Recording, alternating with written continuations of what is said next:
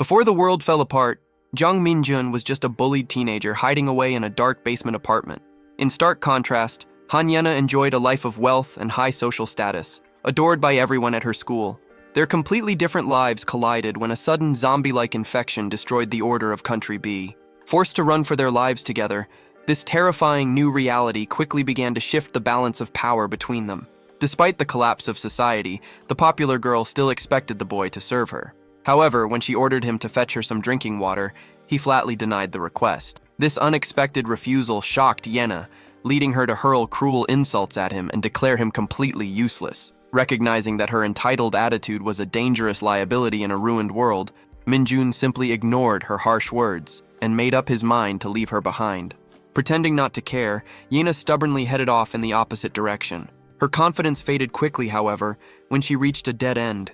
Smelling the horrible scent of blood and decay and hearing disturbing sounds from a nearby apartment building, her terrifying memories of the initial zombie attacks came rushing back. Driven by fear, she returned to Minjun and insisted that he let her tag along. Instead of giving in, the boy required a sincere apology and made it clear that she had to follow his orders from now on. Although swallowing her pride was deeply embarrassing, her desperate need to survive forced her to accept his terms, completely reversing their previous social standing. Just as they reached this agreement, a group of fast-moving infected creatures rushed toward them. Grabbing Yena's arm, Minjun pulled her into a desperate sprint for safety. The roots of this nightmare had begun more than 10 days earlier in Minjun's impoverished neighborhood. Inside his decaying basement room, morning light barely managed to shine through a tiny window. After a long night of playing a popular zombie video game, a 7:05 a.m. alarm finally woke the sleepy teenager. Exiting his bedroom to a familiar empty house, he noticed a thoughtful note left on the wall by his working mother. Yet the caring message brought him no emotional comfort at all. Stepping out of his neighborhood each morning, Jung Minjun always faced the distant, unreachable skyscrapers where the city's wealthy elite resided. His daily nightmare usually began the moment he arrived at Songun High School. Before he could even make his way down the hall, his grade 11 classmate from Class 3, Park Songbin, violently knocked him to the floor and offered a mocking apology. The commotion quickly drew an irritated reaction from Han Yena, another student in their class, who angrily demanded that they stop causing trouble and get out of her sight. Trying to hide the bullying, Songbin threw an arm around Minjun, lying that they were simply playing around. While Minjun was completely accustomed to this routine physical abuse, the presence of the beautiful girl complicated his emotions, as he secretly harbored feelings for her. He knew all about her seemingly perfect life. She lived in the luxury apartments opposite his poor district, had powerful parents, enjoyed fame on social media, earned top grades, and was even planning to study in Country K the following year. Despite her flawless public image, Yena held a deep prejudice against struggling and lower-income students. Minjun had learned this the hard way back in their second year of middle school when they first shared a desk.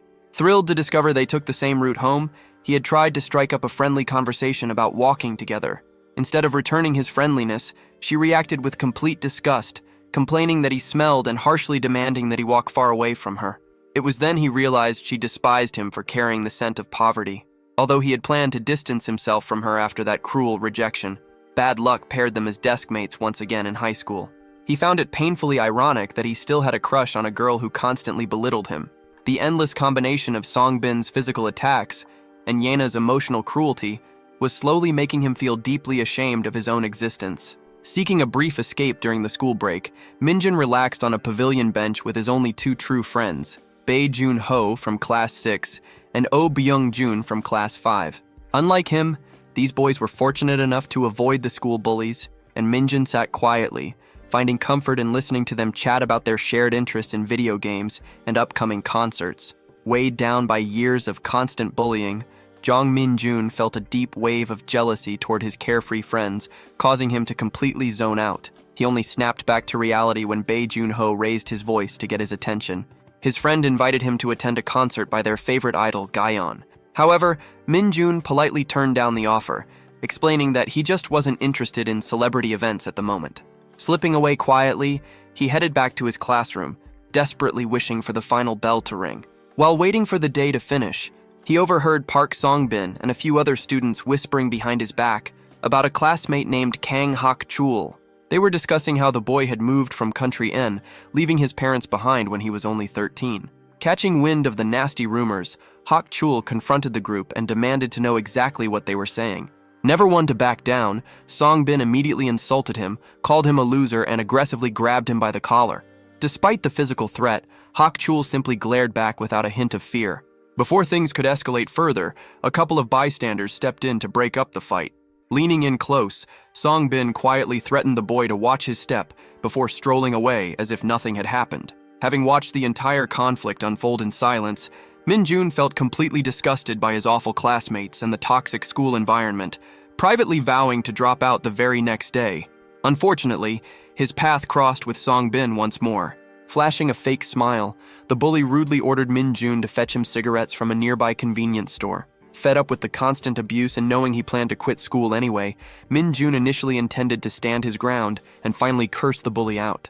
At the last second, his courage failed him, so he opted to simply ignore the command and walk away. This uncharacteristic defiance completely shocked Song Bin. The bully quickly chased the teenager down, dragged him into a hidden corner of a nearby construction site, and began beating him mercilessly. Picking up a brick, the attacker viciously threatened to end Min Jun's life right then and there. To his surprise, Min Jun practically begged to be killed, confessing that he no longer had the will to live. Caught off guard by the dark response, Song Bin kicked him violently instead and issued a chilling warning. He stated that if Min Jun dared to commit suicide and blame him in a note, he would personally murder Min Jun's mother in retaliation. Leaving the severely injured boy alone on the ground, the bully casually walked away. Exhausted from his daily torment, the teenager trudged home with a dark wish that the world would simply end the next day. Staring up at the extravagant high-rise apartment complex, a grim thought crossed his mind. A fall from the very top could finally erase his suffering. Drawn by this desperate idea, he began walking toward the luxurious entrance. Before he could go inside, however, Han Ye-na suddenly blocked his path. Looking puzzled, she questioned his presence and accused him of trying to sneak in to steal something. Her attitude shifted slightly when she spotted the fresh cuts and bruises covering his face, prompting her to ask if he had been beaten up again. Despite the obvious signs of abuse, she harshly criticized him for being a coward who refused to defend himself. She declared that his lack of resistance against his bullies was completely pathetic and insisted that he needed to show some bravery. Instead of arguing, Min Jun simply turned around and walked away in silence. Although his lack of response frustrated her, a brief flash of pity made her quietly resolve to confront Park Song Bin the following day. Seeking refuge in his basement apartment, Min Jun turned to video games in an attempt to forget his miserable reality. With his headphones turned up loud, he remained completely unaware of the terrifying screams echoing through the streets outside. He gamed continuously until 10 o'clock at night, when his two friends unexpectedly announced they had to leave their unfinished match. They briefly mentioned some shocking breaking news, but before Min Jun could ask for details, a loud and aggressive pounding on his front door interrupted them. Approaching the entrance, he called out to see who was there, receiving only a disturbing, steady knock in return. Checking the peephole, he noticed the older man who lived upstairs groaning and begging for assistance. Assuming the neighbor had simply had too much to drink again, the teenager cautiously unlocked the door.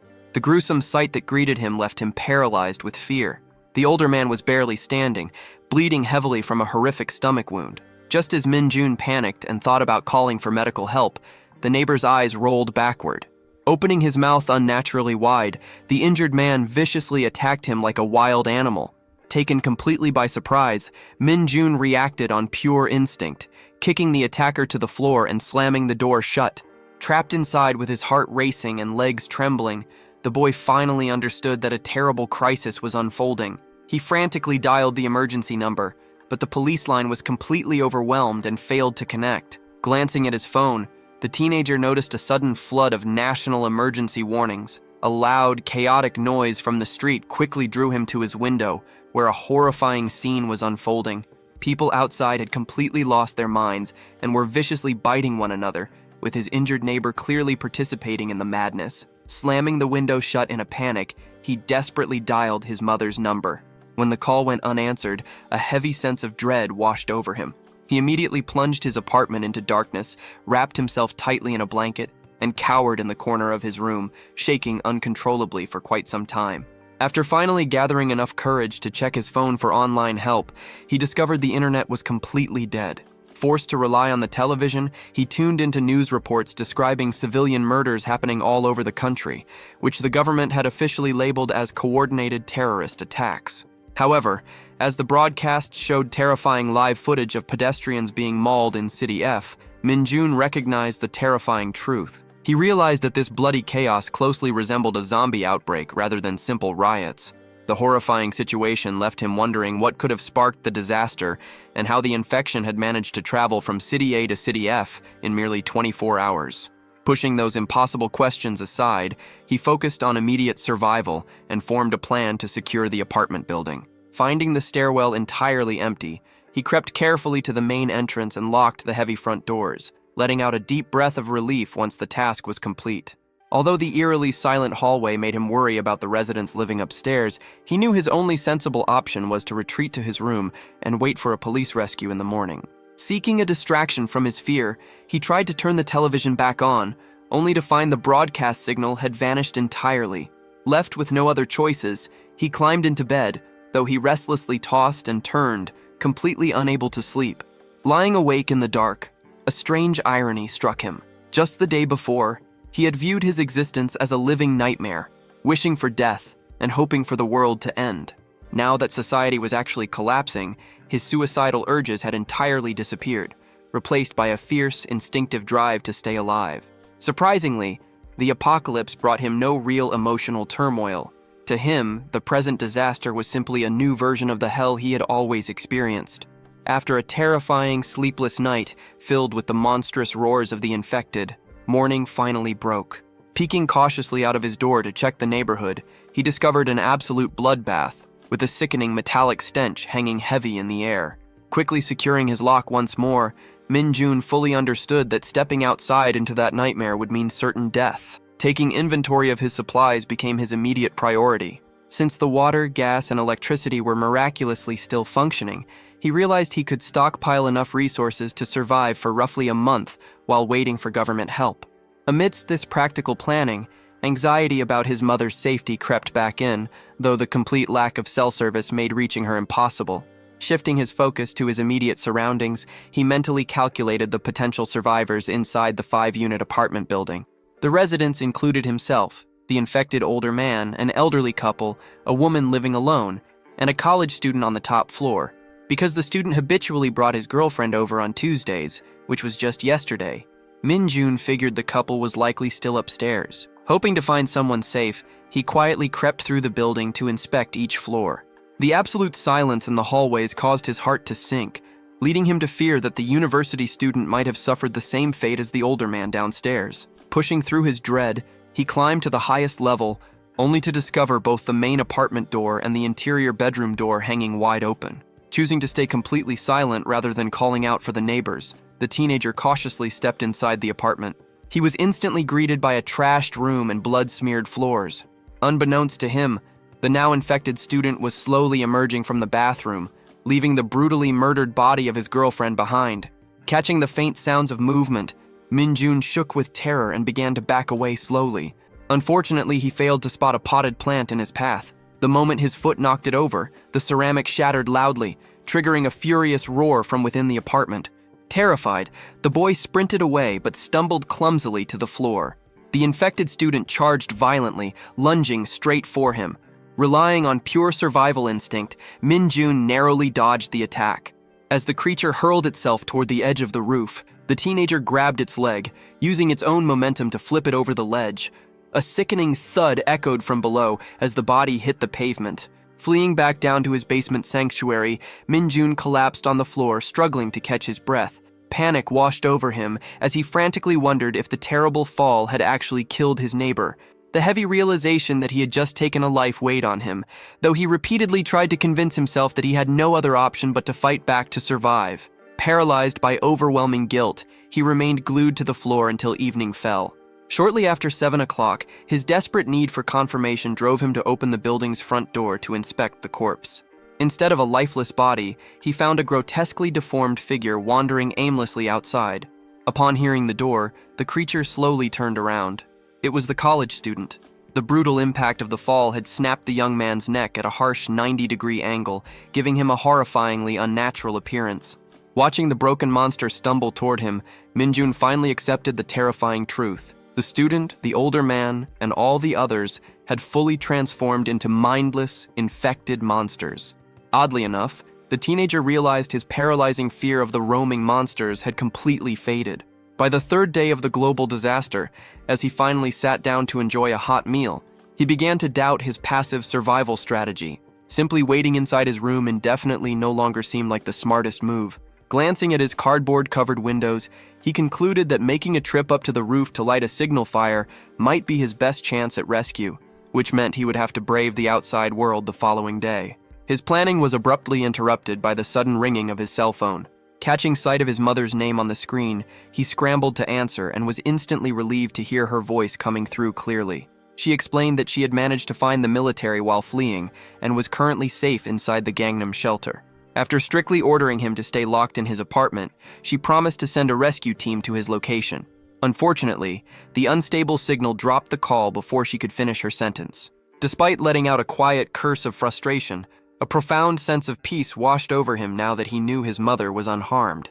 Shortly after the call, his phone buzzed again with a series of message notifications. Checking the screen, he found his two best friends, Bae Junho and Oh Byung-jun, actually making jokes in their group chat, despite the apocalyptic nightmare unfolding around them. While he was incredibly glad they were alive, a brief wave of sadness hit him, as he realized that his mother and these two boys were the only people in the world who cared enough to check on him. This sense of isolation naturally brought Han Yena to his mind. She was the classmate who lived closest to his neighborhood, and the only one who had ever stepped foot in his home, although the memory was deeply humiliating. In the past, his bully, Park Songbin, had invaded Minjun's basement with a gang of delinquents to drink and party. Songbin had lured Yena there with a hidden agenda, hoping his friend Chang Min could take advantage of her. When the popular girl actually showed up and realized whose house it was, the thugs rowdily tried to pull her inside.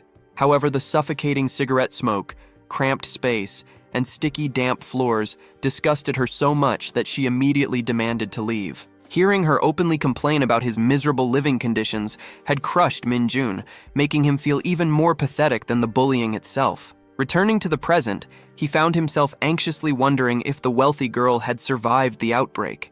He tried to calm his nerves by reasoning that her father, being a hospital director, likely had the power and resources to navigate this kind of crisis. Suddenly, a faint voice drifting from outside shattered the silence. At first, Minjun whipped his head toward the door, entirely convinced that his stressed mind was playing tricks on him. Then, the voice called out again, asking if he was inside and begging him to open the door. Recognizing the familiar tone with absolute disbelief, the boy shouted Yena's name in pure shock. Standing just outside his window, the terrified girl finally heard his reply. Desperately hoping for shelter, the girl knocked on the glass once more. Unfortunately, the sound quickly drew the attention of the roaming monsters, who began to close in on her position. Panic set in as she pounded fiercely on the window, begging the boy inside to answer her and open the door immediately. Just as the creatures were about to reach her, Minjun flung the main building entrance open and urgently instructed her to get inside. Pulling her safely indoors, he secured the lock right in the nick of time. Now that the immediate danger had passed, Yena's legs gave out and she slumped exhaustedly to the ground. Filled with concern, the teenager approached her to ask if she was unharmed and how she had managed to find his place. Before he could even finish his question, the terrified girl grabbed his shirt and buried her face in his chest. Feeling her body shake violently, he stood frozen and confused, quietly asking what had gone wrong. Aware of their sudden physical closeness, Yena quickly backed away. With an unexpected softness in her voice, she expressed her deep gratitude, admitting that she would likely be dead without his help. Being praised by the popular school beauty instantly made Minjun blush, and he awkwardly replied that he was simply relieved they had both survived. Once she managed to calm her nerves, she glanced around the room and inquired if he was staying there all alone. After sharing the details of his current living situation, Minjun asked how she had fared during the initial outbreak. She explained that her father was secure at his hospital, though she paused briefly when bringing up her mother, quickly adding her firm belief that both of her parents would be all right. Changing the subject, she requested something to drink, confessing she had gone days without any hydration. The boy watched in pure astonishment as she rapidly downed 3 entire large bottles of water and started on a 4th. He internally panicked about their limited resources, knowing that if the city's water supply shut off, Her extreme consumption could doom them both. However, considering the terrifying journey she had just survived, he completely understood her desperation. Curious about her escape route, he questioned if she had traveled directly from her luxury apartment. To his absolute shock, she revealed that she had been trapped outside since the apocalypse began. Yana recounted that on the afternoon they last saw each other, she had briefly returned home to change clothes before heading toward a local mall. While she was walking, the streets ahead suddenly descended into pure chaos. Swept up in the fleeing crowds, she eventually took shelter inside an unlocked stairwell along the shopping district. Although she discovered a small meeting room inside, the interior door leading to the rest of the building was securely locked, leaving her trapped in that single room. Thanks to a lone bottle of water she found inside, she managed to stay alive for 3 grueling days. Finally, driven by extreme thirst and desperation, she abandoned her hiding spot to make her way home, only to find her usual route completely blocked by wandering infected. Forced to find an alternate route, the exhausted girl had carefully sneaked through a different alleyway. Dodging the wandering monsters along the road, she eventually stumbled into Min Jin's residential complex. Realizing that the streets were crawling with danger, she had gathered her courage to quietly slip past the infected creatures, finally securing shelter at his apartment after a grueling journey. Impressed by her terrifying escape, the boy openly complimented her bravery. The mood quickly shifted, however, when Yena stood up and announced her desperate need for a shower, glancing uncomfortably at her sweat-stained shirt. Trying to be helpful, Min Jin pointed out how heavily she had been sweating and offered to provide her with some clean clothes. Unfortunately, the wealthy girl completely misinterpreted his clumsy offer as a perverted remark. Reacting defensively, she kicked him a few times, insulted him as a disgusting loser, and stormed off into the bathroom. Left entirely confused by her sudden aggression, Min Jin listened to the running water and began to seriously reconsider his survival strategy. Prior to her unexpected arrival, he had firmly decided to venture outside and seek help. Now that he had a companion, abandoning her in the basement was completely out of the question. However, sharing his limited supplies meant their food would run out in a mere 2 weeks, leaving him feeling incredibly anxious about their future. His stressful thoughts were interrupted when the bathroom door cracked open and Yena officially requested a change of clothes. Eager to please the popular girl, he quickly searched for his cleanest outfit to hand over. Despite the apocalyptic circumstances, she immediately sniffed the fabric, complained bitterly about a musty odor, and put the garments on with great reluctance. Watching her complain about clothing comfort while society collapsed left Min Jin silently shaking his head. Following their dinner, the 2 teenagers sat down to discuss their next moves. When Yena discovered his original intention to leave the safety of the apartment, she reacted with intense alarm, questioning why anyone would risk going outside when they still had a food supply. The boy patiently clarified that her arrival had changed his plans. He now believed they should stay put and wait for an official rescue team. When she challenged him on what they would do once the rations completely disappeared, he proposed breaking into the neighboring apartments to scavenge for supplies. Since he only knew the fate of the top-floor resident, he admitted that the risk of encountering infected neighbors was high, which meant they might ultimately be forced to evacuate the building anyway. Horrified by the mere thought of returning to the streets, Yena flatly refused to ever step outside again. She argued that his lack of outdoor experience made him completely blind to the true horrors waiting for them. Maintaining his composure, Min Jin simply replied that moving cautiously and staying hidden would allow them to navigate the ruined city safely. Based on his careful observations, the teenager reasoned that the terrible virus was only transmitted through bites. He pointed out that her own successful journey to his apartment proved they could survive outside, provided they avoided direct physical contact with the creatures. To further reassure her, he explained that the monsters did not all move at the same pace. Depending on the severity of their physical injuries, some of the infected crept up silently, while others simply lay completely still like corpses. Because the undead generally ran much slower than a healthy human at full sprint, he firmly believed they had a very realistic chance of outrunning them if necessary.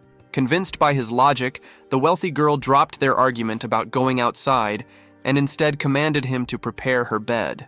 Although her bossy attitude annoyed him, he reluctantly followed her orders. However, the moment she noticed 2 pillows arranged together, she reacted with absolute outrage. She accused him of losing his mind for assuming they would sleep side by side and immediately ordered him to spend the night in the bathroom. Feeling awkward, he gently protested that being banished to the bathroom in his own home was somewhat unfair. In response, she dramatically sighed and employed a heavy guilt trip, stating that as an unwanted guest, she should be the one forced to sleep in the bathroom while he enjoyed his comfortable bed. Falling for her manipulative act, he quickly stopped her and agreed to settle down in the kitchen so she could have the bedroom to herself. Despite her endless complaining and demanding nature, having another person around actually cured his deep loneliness. As the night dragged on, however, the terrifying groans of the undead echoing from the streets kept the exhausted girl wide awake. Unable to cope with her fear, she softly called out to the boy, admitting she was too scared to be by herself and asking him to sleep in the bedroom with her. Taking a spot in the corner of the room to keep her company, he listened patiently as she rambled about how the monstrous noises still filled her with dread. Eventually, she broke down in tears over how much she missed her mother, and he remained silently by her side throughout the dark night. When daylight finally filled the room, he watched the exhausted girl sleep deeply until 9 o'clock in the morning, quietly wondering how anyone could rest for so long during an apocalypse. As she finally opened her eyes, she caught him zipping up his jacket in preparation for his scouting trip to the roof. He offered to take her with him, but her intense fear of the outside world caused her to refuse the invitation instantly. Venturing out into the hallway alone, he made his way down to the building's main entrance. To his utter horror, he discovered severe cracks spreading across the front glass door, leading him to the terrifying realization that their primary barrier against the monsters would not hold up much longer. Instead of completing his scouting mission alone, Minjin realized Yena had followed him upstairs when she suddenly complained about a foul odor and a terrible sense of dread. Reaching the top floor together, the boy cautiously investigated the apartment and discovered the college student's girlfriend inside the bathroom. Just as he had theorized earlier, she was fully infected but lay completely motionless on the floor like a corpse. Emerging with a serious expression, he briefed the wealthy girl on the dangerous situation inside, and the two quickly negotiated the necessary materials and the best timing for lighting their future signal fire. As the days passed, the pair fell into a strained, codependent routine. Yena quickly treated the small basement as her personal domain, fully expecting Minjin to handle every single chore without question. This entitled behavior deeply frustrated the teenager.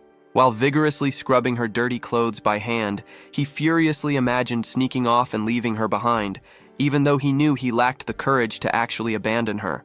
By this point, the building had lost electricity, leaving them with only running water and a rapidly shrinking food supply. Minjin understood perfectly well that their temporary safety was nothing more than a fragile illusion. To stay prepared, the boy conducted daily patrols around the neighborhood, carefully studying the monster's habits. He concluded that the creatures solely targeted the living, completely ignoring corpses and other infected individuals. While their roaming territory usually spanned roughly 50 to 100 meters, their most dangerous trait was their highly sensitive hearing, making absolute silence a matter of life and death. Furthermore, he noticed a significant drop in their numbers during daylight hours, leading him to believe the infected hated sunlight and that venturing out at night would be a fatal mistake. Chillingly, these behavioral patterns perfectly matched the zombie video game he used to play. If the real-world virus operated by those exact same rules, he feared the true apocalypse was only just beginning. Meanwhile, trapped inside the apartment, Yena impatiently checked the wall clock. She grumbled to herself about Minjin's growing disobedience, noting that he had promised to return in 30 minutes but was already late. Her complaints were interrupted by the loud roar of a passing helicopter. The sound only frustrated her further. During a previous flyover, they had desperately lit their rooftop fire and waved for help, only for the aircraft to fly right past them without a second glance. As the delay stretched beyond 3 agonizing hours, Yena's annoyance shifted into overwhelming panic. Pacing the tiny room, she began to imagine the worst, terrified that the infected had finally caught him.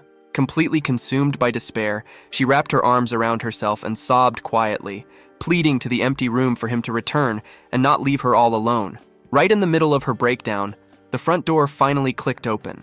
A breathless Min Jin rushed inside, excitedly asking her to look at what he had brought back, but he immediately froze in his tracks the moment he saw her tear-stained face. Tearful and completely overwhelmed by helplessness, the wealthy girl lashed out at the teenager for returning 3 hours late.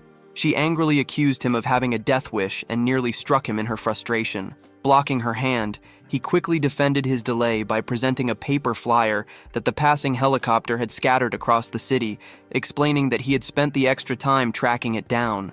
As she read the printed message, her anger quickly dissolved into pure shock. The official notice declared a total quarantine of the entire Gangpo district starting the very next day, which prompted her to angrily question how the government could justify trapping such a massive population inside the infection zone. Directing her attention to the back of the flyer, the boy pointed out a color-coded safety map. He highlighted that their current location on Zhongshan Road inside the Zhengpo district was only labeled as a caution zone, while the nearby Yongshan Road was marked as entirely safe. However, the map showed that all the surrounding territories were classified as extremely dangerous. Considering that their neighborhood was already crawling with monsters despite its mild rating, Min Jin grimly predicted that the local situation would soon collapse. He expressed deep regret over their initial choice to wait for a rescue team. When Yena anxiously asked if they needed to flee the district immediately, the teenager laid out his logic. He reasoned that if the northern areas were already marked as extremely dangerous, traveling in that direction would be suicidal. Concluding that their only viable option was to cross the fortress river, he carefully analyzed the possible routes. He ruled out the fastest paths through Dongmen, or the dangerous sections of Yongshan, suggesting instead a much longer detour through Gangdong. By heading toward the designated safe zone on Yongshan Road, he hoped they might finally encounter police or military roadblocks. Genuinely surprised by his strategic planning, the girl bluntly admitted that she had previously viewed him as a foolish loser, but now recognized his intelligence. Completely ignoring her backhanded compliment, Minjin maintained a serious expression and stressed the absolute necessity of leaving the apartment. The terrified girl immediately resisted the idea of traveling at night and begged to wait just a few more days for an official rescue. Refusing to compromise any further, the boy delivered a harsh ultimatum. He stated firmly that he was leaving at dawn, and she could either follow him or stay behind to die miserably in the basement. Faced with the terrifying reality of being left alone, Yena reluctantly accepted his escape plan.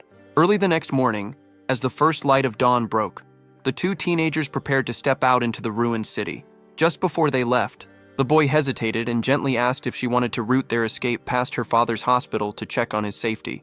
A wave of complicated emotions briefly flashed across her face, followed by a heavy silence. Quickly masking her true feelings behind a forced, casual tone, she dismissed the suggestion and simply urged him to hurry up and get moving. Explaining her earlier hesitation, Yena reasoned that since her father had already evacuated her mother to a secure shelter during their last phone call, there was no need to check on them.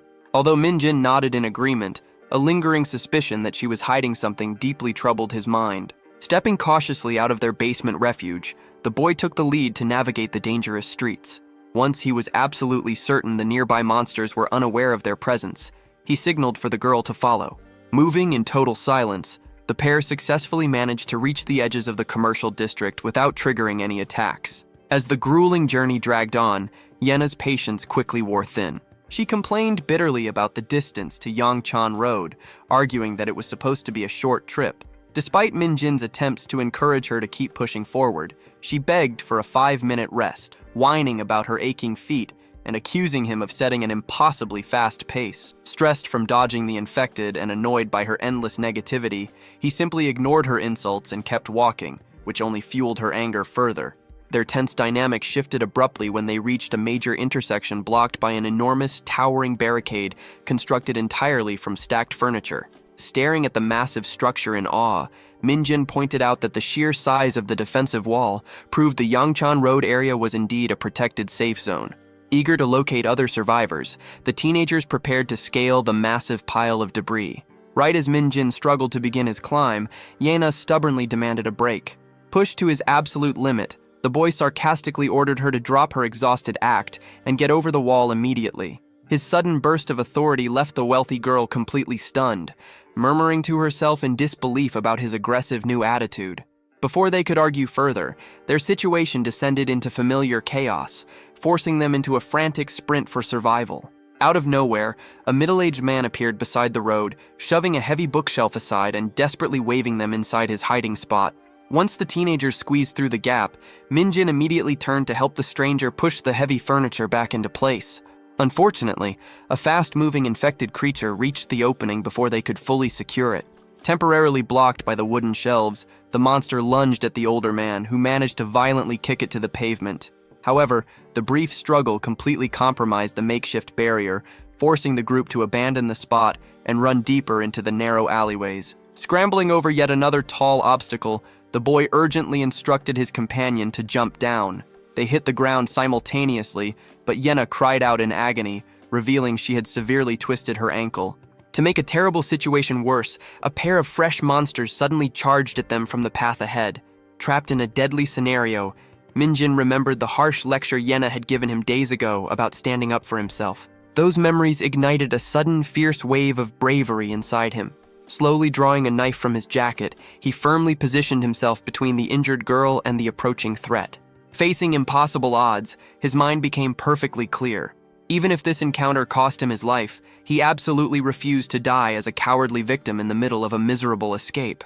The terrifying standoff was abruptly shattered by the loud roar of an approaching motorcycle. Swinging a baseball bat, Park Songbin charged onto the scene, urgently warning Minjin to get down before brutally crushing a monster's skull. This sudden intervention completely stunned the two teenagers, as Songbin's gang members quickly joined the brawl and effectively destroyed the remaining infected creatures. Once the immediate danger was handled, the gang leader finally spotted Yena and questioned what she was doing out on the streets. His attention then shifted to her companion, prompting a sarcastic inquiry about Minjin's identity. For Minjin, encountering his ruthless school bully felt even more dreadful than facing the undead. After the wealthy girl expressed her deep gratitude for the rescue, Songbin invited her to join his group at a nearby hideout, claiming they had a community of about 15 survivors gathered there. When she asked why they hadn't evacuated the ruined city, he cryptically replied that escaping was no longer an option, promising to share the full story once they reached safety. Offering her a seat on his bike, he shot her a lingering, sinister look that went entirely unnoticed by the girl. Unwilling to leave her friend behind, Yena insisted that Minjin accompany them and asked how he would travel.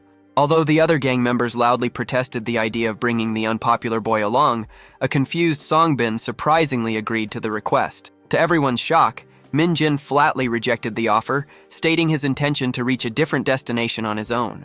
As he turned to walk away, the bully exploded into a furious rage.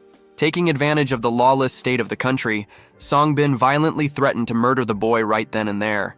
Yena immediately stepped in to defend her companion, sparking a heated argument with the gang leader. Watching her stand up for him triggered Minjin's dark memories of the disgusting comments Songbin's crew had made about her back at his basement apartment. Realizing that letting her go alone would be like sending a lamb to the slaughter, the teenager quickly swallowed his pride. He apologized and accepted the invitation, which Songbin smugly welcomed, promising they could rest at the camp before he helped Minjin reach his true destination the following day. The convoy eventually arrived at an underground passage leading into a construction area. Minjin instantly recognized the dark location as the exact spot where he had been severely beaten by the bully right before the apocalypse. While the gang members were busy rebuilding the entrance barricade, the teenager quietly warned Yena about the grave danger they were in, urging her to find a way to escape with him. He confessed his strong gut feeling that the group ultimately intended to hurt them both. Unfortunately, the wealthy girl brushed off his intense anxieties. She argued that the bullies were just harmless losers and reminded him that other adults were reportedly living at the shelter to keep order. Knowing the terrible truth about his tormentor, Minjin realized she was being hopelessly naive. To open her eyes to the harsh reality of their situation, he finally disclosed all the vile and explicit things Songbin had previously said behind her back. Upon learning the dark truth about the gang, the wealthy girl panicked. Hoping to escape the situation, she quickly called out to the bully and announced a sudden change of plans. She claimed she needed to leave immediately to search for her parents, stating they were hiding at a specific shelter on Seopyong Road. Unfortunately, the gang leader crushed her hopes by revealing that the shelter she mentioned had already been completely overrun by the infected. Although he offered to escort her there the following day, she stubbornly insisted on departing right away and attempted to walk away with her friend. Before they could take a single step, the rest of the gang physically blocked their escape route. Growing deeply suspicious, the gang leader glared at them and demanded to know what they were secretly plotting behind his back.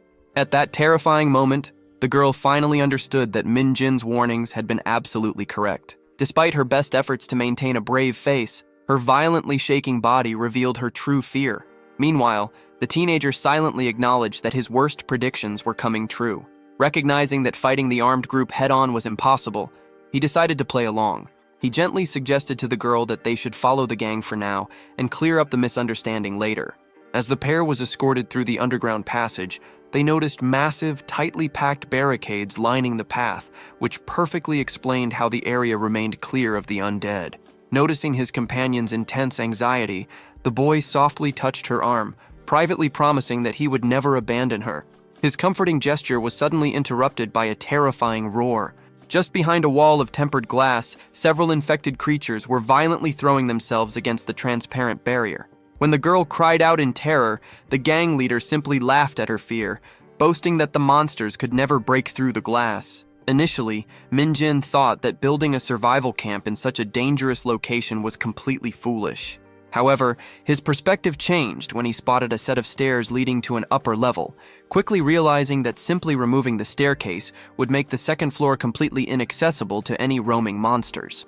Upon reaching the upper floor, the previously arrogant bully suddenly adopted a highly respectful attitude as he presented the newcomers to his boss.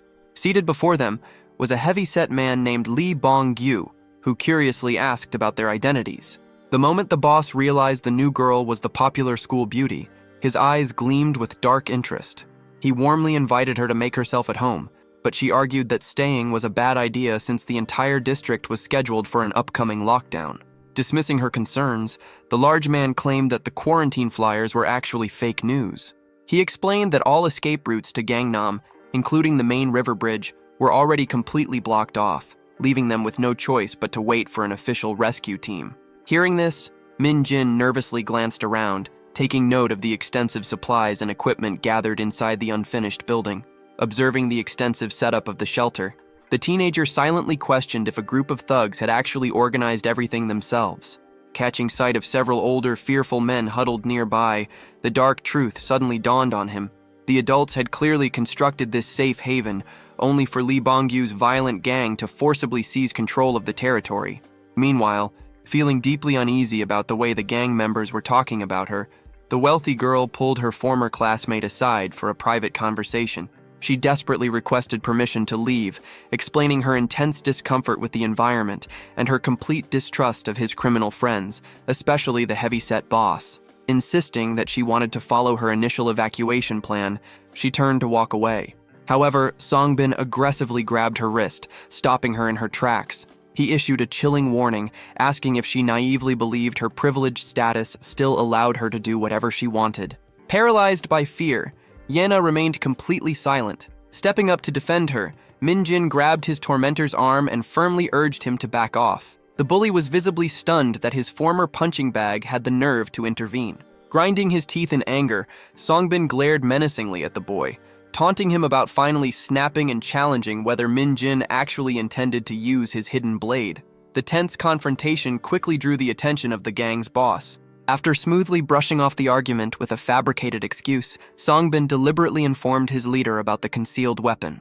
Alarmed by the threat, Bong-gyu ordered the teenager to surrender the dangerous item immediately, threatening a severe beating if he refused. Although Min-jin desperately wanted to keep his only means of defense, he quickly calculated that fighting 5 armed men was impossible, and reluctantly handed over the knife. With the weapon secured, the large boss wrapped a heavy arm around Yena's shoulders and suggested she rest inside his personal tent. Catching sight of a large double bed within the enclosure, sheer panic washed over the girl's face. Frantically searching for a way to buy some time, she quickly lied about being starving. Falling for the distraction, the boss enthusiastically announced a barbecue party, bragging about a large stash of pork belly his crew had recently looted.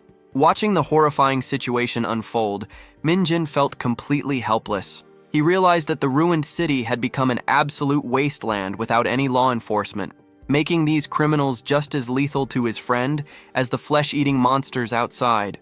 Knowing the boss would never let her leave willingly, the boy desperately racked his brain for an immediate extraction plan. He briefly considered unleashing the undead into the building to trigger a chaotic distraction, but hesitated, deeply torn over the innocent survivors who would be caught in the crossfire. Min-jin's mind raced with conflicting escape plans. While waiting until the camp fell completely asleep seemed like the most logical option, he was terrified that the gang might assault Yena before then. Furthermore, he remained entirely unsure if the 3 older captives could be trusted to help them break out. Amidst his internal panic, the criminals began grilling meat for dinner. One of the thugs handed Min-jin a pitifully small plate of food to deliver to the captive men.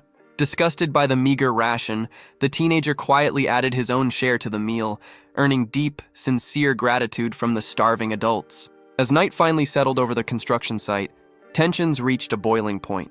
The boss, Lee Bong-gyu, grew irritated that Yena remained seated on the dirty floor and aggressively demanded she join him inside his tent. When she firmly refused and insisted on sleeping outside alone, the large man lost his temper and began marching toward her.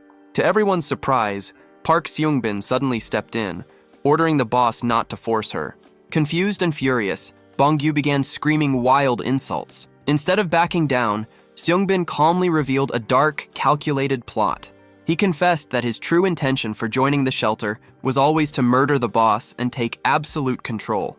Declaring himself the new leader, Seung-bin easily blocked a desperate punch from the heavy-set man and trapped him in a chokehold. When a blonde gang member tried to assist the former boss, one of Seung-bin's loyal followers instantly struck him down with a heavy stick, swiftly bringing the original leaders to their knees. Recognizing the violent distraction as their perfect window of opportunity, Min Jin desperately shouted for Yana to run and bolted toward the staircase. Spotting their attempted escape, Seung-bin commanded his crew to catch them immediately. A thug wearing a blue shirt quickly seized the girl, pulling a knife and threatening her life if she resisted. Thinking fast, she bit his hand viciously, forcing him to release his grip in pain. As she dashed toward Min Jin, the furious attacker lunged at her with the blade. Throwing himself into the path of danger, Min Jin bravely blocked the armed hand. Enraged that the former school outcast was ruining his plans, the thug kicked him brutally and slashed the boy's stomach with the knife. Another gang member in white quickly joined the assault, kicking the bleeding teenager to the ground. With her protector disabled, Yena's escape failed. Seung-bin captured her and began to deliver a deeply disturbing confession. He revealed a toxic obsession with her that dated back to their middle school years. Despite believing he was a highly desirable catch due to his good family background, stylish clothes, and fit physique, he had always deeply resented her complete lack of interest in him.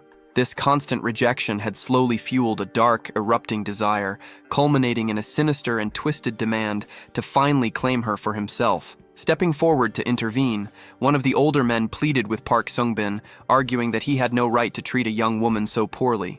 Instead of listening, the gang leader ruthlessly kicked the man to the floor. Staring down at his victim with a chilling expression, Seung-bin reminded him of a previous warning about interfering and coldly announced that his time was up. Without hesitation, he grabbed the man by his jacket and shoved him violently over the edge. The loud crash instantly drew the attention of the roaming monsters below, who quickly swarmed the helpless victim. When the other two captive men shouted in protest, Seung-bin simply ignored their cries and ordered his followers to throw them down to the horde as well. Meanwhile, Han Ye-na anxiously examined Jung Min-jin's wounds, desperately urging him to run away. Her panic worsened when Seung-bin suddenly appeared behind her like a ghost. He mocked her escape attempt, claiming that the outside world was a nightmare and insisting she remain there to entertain him before forcefully dragging her away. Left to finish the job, the thug in the blue shirt prepared to throw Min Jin over the edge too.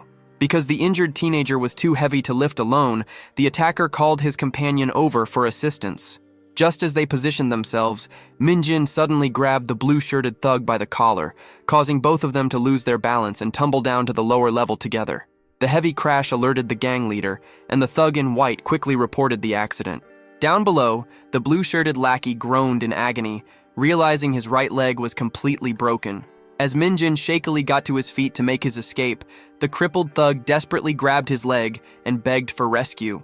His pleas were cut short when a group of infected suddenly pounced on him, sending a blood-curdling scream into the night. The horrifying sound distracted Seung-bin just long enough for Yena to break free. She leaped onto a nearby support beam and carefully made her way across the unstable furniture barricade. Furious, Seung-bin chased after her, demanding that she stop at once. Ignoring his threats, the girl balanced carefully on the swaying bookshelves. Staring at the intimidating gap between the barricade and the next platform, she took a deep breath and jumped with all her strength, landing safely on the other side. Looking back, she watched her tormentor slowly close the distance. However, as he stepped onto the final bookshelf, the poorly constructed pile instantly collapsed, sending him crashing down to the first floor.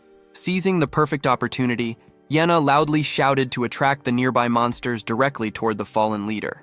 While Seung-bin cursed in powerless rage and scrambled to outrun the charging horde, the girl frantically searched for her injured friend. Finally, Minjin limped out from the shadows. Struggling through his pain, he used an air conditioning unit and an iron frame to slowly climb upward.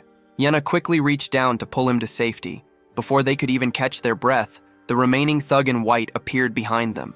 To escape, the two teenagers immediately leaped down to the ground floor on the opposite side of the barrier. Supporting the badly wounded boy, Yena slowly guided him toward a quiet alleyway as the night made the monsters even more aggressive. Believing he was holding her back, Minjin quietly suggested she run away without him. She fiercely rejected the idea, promising that she would find a safe place to hide and ensure his survival. Together, they continued walking until they reached an area illuminated by streetlights. Her emotional breakdown was abruptly interrupted by the steady sound of approaching footsteps. Catching sight of a dark shadow stretching across the illuminated floor, her heart began to race in panic. A moment later, a man armed with an axe and carrying a heavy backpack stepped into view, closely followed by a companion dressed in green. Both strangers visibly relaxed upon seeing the two teenagers. As the man in green studied their faces, a flash of recognition passed between them. Yena realized he was the exact same person who had assisted them earlier on the street. Their initial relief quickly turned to alarm, however, when they noticed Min Jun bleeding on the floor. After the men frantically asked if a monster had bitten the boy, the girl quickly clarified that his injuries were strictly from a knife attack. Feigning helpfulness, the man in green asked his partner to fetch a medical kit. Instead of grabbing supplies, the axe-wielding man quietly sneaked up behind the unsuspecting girl, firmly clamping a hand over her mouth to trap her. It instantly became clear that the two adult survivors actually planned to assault her. While the attackers cruelly debated what to do with their new captive, they completely failed to notice a mysterious silhouette standing in the doorway. The newcomer suddenly broke the silence, firmly commanding the thugs to leave the room immediately before he counted to 3. Refusing to back down, the man in green grabbed his weapon and aggressively charged the stranger. Moving with incredible agility, the newcomer easily dodged the clumsy strike and used a small dagger to smoothly slice the attacker's throat. Horrified by the sudden spray of blood and his partner's instant death, the trembling man in black desperately pressed his axe against Yena's neck. He yelled a frantic warning, swearing to kill the girl if the stranger took another step. His threat was cut completely short when a perfectly aimed throwing knife struck him squarely in the head, dropping him to the floor. Staring in absolute shock at her lethal savior, the dazed girl finally recognized the highly capable fighter as their quiet classmate, Kang Hak-chul. Wasting no time, Hak-chul knelt down to carefully treat Min-jun's bleeding stomach. He calmly reassured the terrified girl that the cuts were relatively shallow and not life-threatening. He explained that the boy's unconscious state was likely caused by severe physical trauma rather than blood loss, recommending at least a full day of undisturbed rest for a proper recovery. Amazed by his professional medical skills, Yena asked where he had learned to bandage wounds so effectively. Brushing off the compliment, he simply stated that he had picked up the knowledge by accident in the past. Changing the subject, he questioned why the two of them were wandering through such a highly dangerous zone.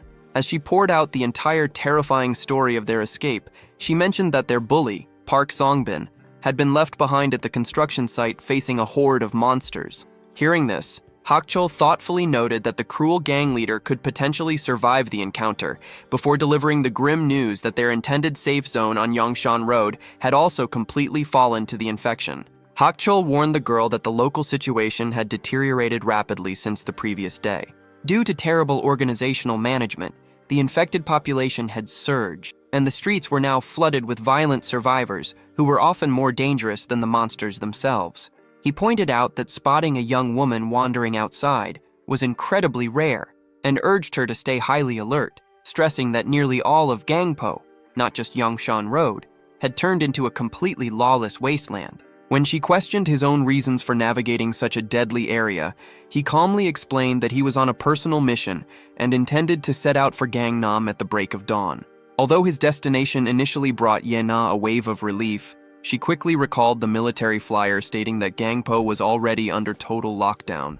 Nodding gravely, Hak-chul admitted the reality was actually much worse. While he could not confirm if the entire district was quarantined, he knew for a fact that the military had barricaded all the bridges over the Fortress River at least 2 days earlier. As this grim update caused the girl's hopes to shatter, he quickly offered an alternative solution.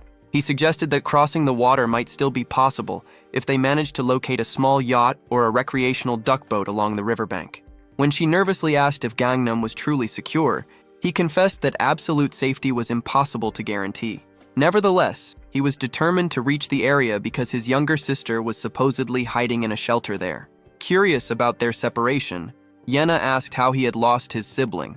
The quiet teenager recounted his experience from the second day of the disaster, when he had sought refuge in a temporary camp alongside his sister and his uncle.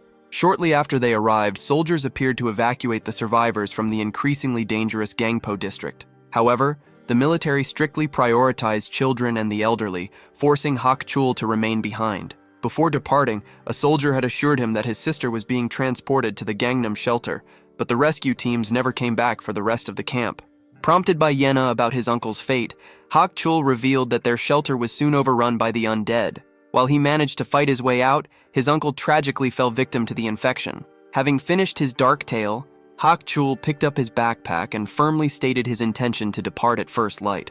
Desperate for a capable protector, Yena pleaded with him to let them tag along. He immediately rejected the idea, explaining that taking 2 extra people was far too risky. Based on his harsh survival experience, traveling in groups of 3 or more always attracted deadly trouble, typically resulting in at least one person losing their life. Completely out of options and knowing she and the injured Min Jin would never survive the ruined city on their own, the terrified girl dropped to her knees and desperately begged the fighter to reconsider. After observing the desperate girl in silence for a brief moment, Hak Chul let out a heavy sigh. He pointed out that despite sharing the same classroom, he hardly knew her, yet she seemed drastically different from her arrogant persona at school.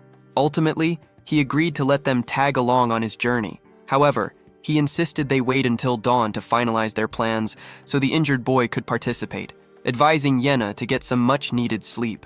When morning finally broke, Hak Chul woke the exhausted girl to ask a crucial question. He needed to know if she had actually witnessed the gang leader's death during her frantic escape from the barricade. After she admitted that she had not seen the final outcome, he announced his intention to investigate the abandoned construction site himself. Terrified of losing their only capable protector, Yena begged him to stay, completely convinced that their tormentor had already turned into a monster.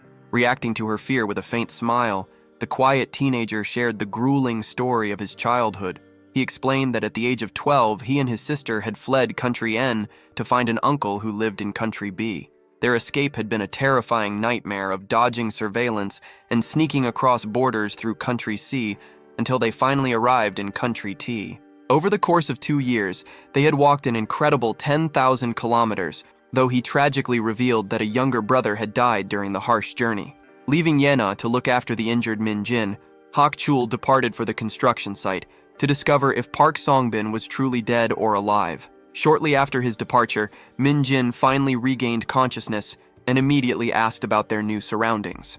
Yena filled him in on everything that had happened while he was passed out, though the boy confessed his memory was completely blank following his terrifying fall from the 2nd floor. Overcome with relief, the girl suddenly grabbed his hand and tearfully admitted how terrified she had been that he would not survive his wounds. Her unexpected affection caused his cheeks to turn bright red. Realizing the mood between them had grown incredibly awkward, an embarrassed Yena quickly pushed his hand away and reverted to her typical habit of rambling and complaining. Deep down, however, she remained completely unaware that her feelings for the former outcast had begun to shift into something much more meaningful. Their quiet moment was abruptly interrupted by a sudden knock at the door. The sound initially filled them with dread until they recognized Hak Chul's familiar voice. Returning from his scouting mission, the capable survivor had successfully retrieved Min Jin's abandoned backpack and his missing glasses, which instantly lifted the injured boy's spirits. When Yena anxiously inquired about his findings at the construction site, Hak Chul delivered some unsettling news. He revealed that while the rest of the gang had fully transformed into monsters, Songbin was completely missing from the area. The thought of crossing paths with the cruel bully again made the girl incredibly nervous. To calm her fears, Hak Chul confidently reassured her that if a deadly fight ever broke out between them, he was absolutely certain he would be the one walking away. Bringing up his previous announcement about leaving the Gangpo area, the skilled survivor asked his 2 companions if they were willing to follow his lead without causing trouble. Min Jin immediately confirmed their absolute commitment to the journey, though he wisely suggested that they should map out a clear strategy before making any hasty moves. Agreeing with this logic, Hak Chul grabbed a marker and began sketching their options on a nearby whiteboard.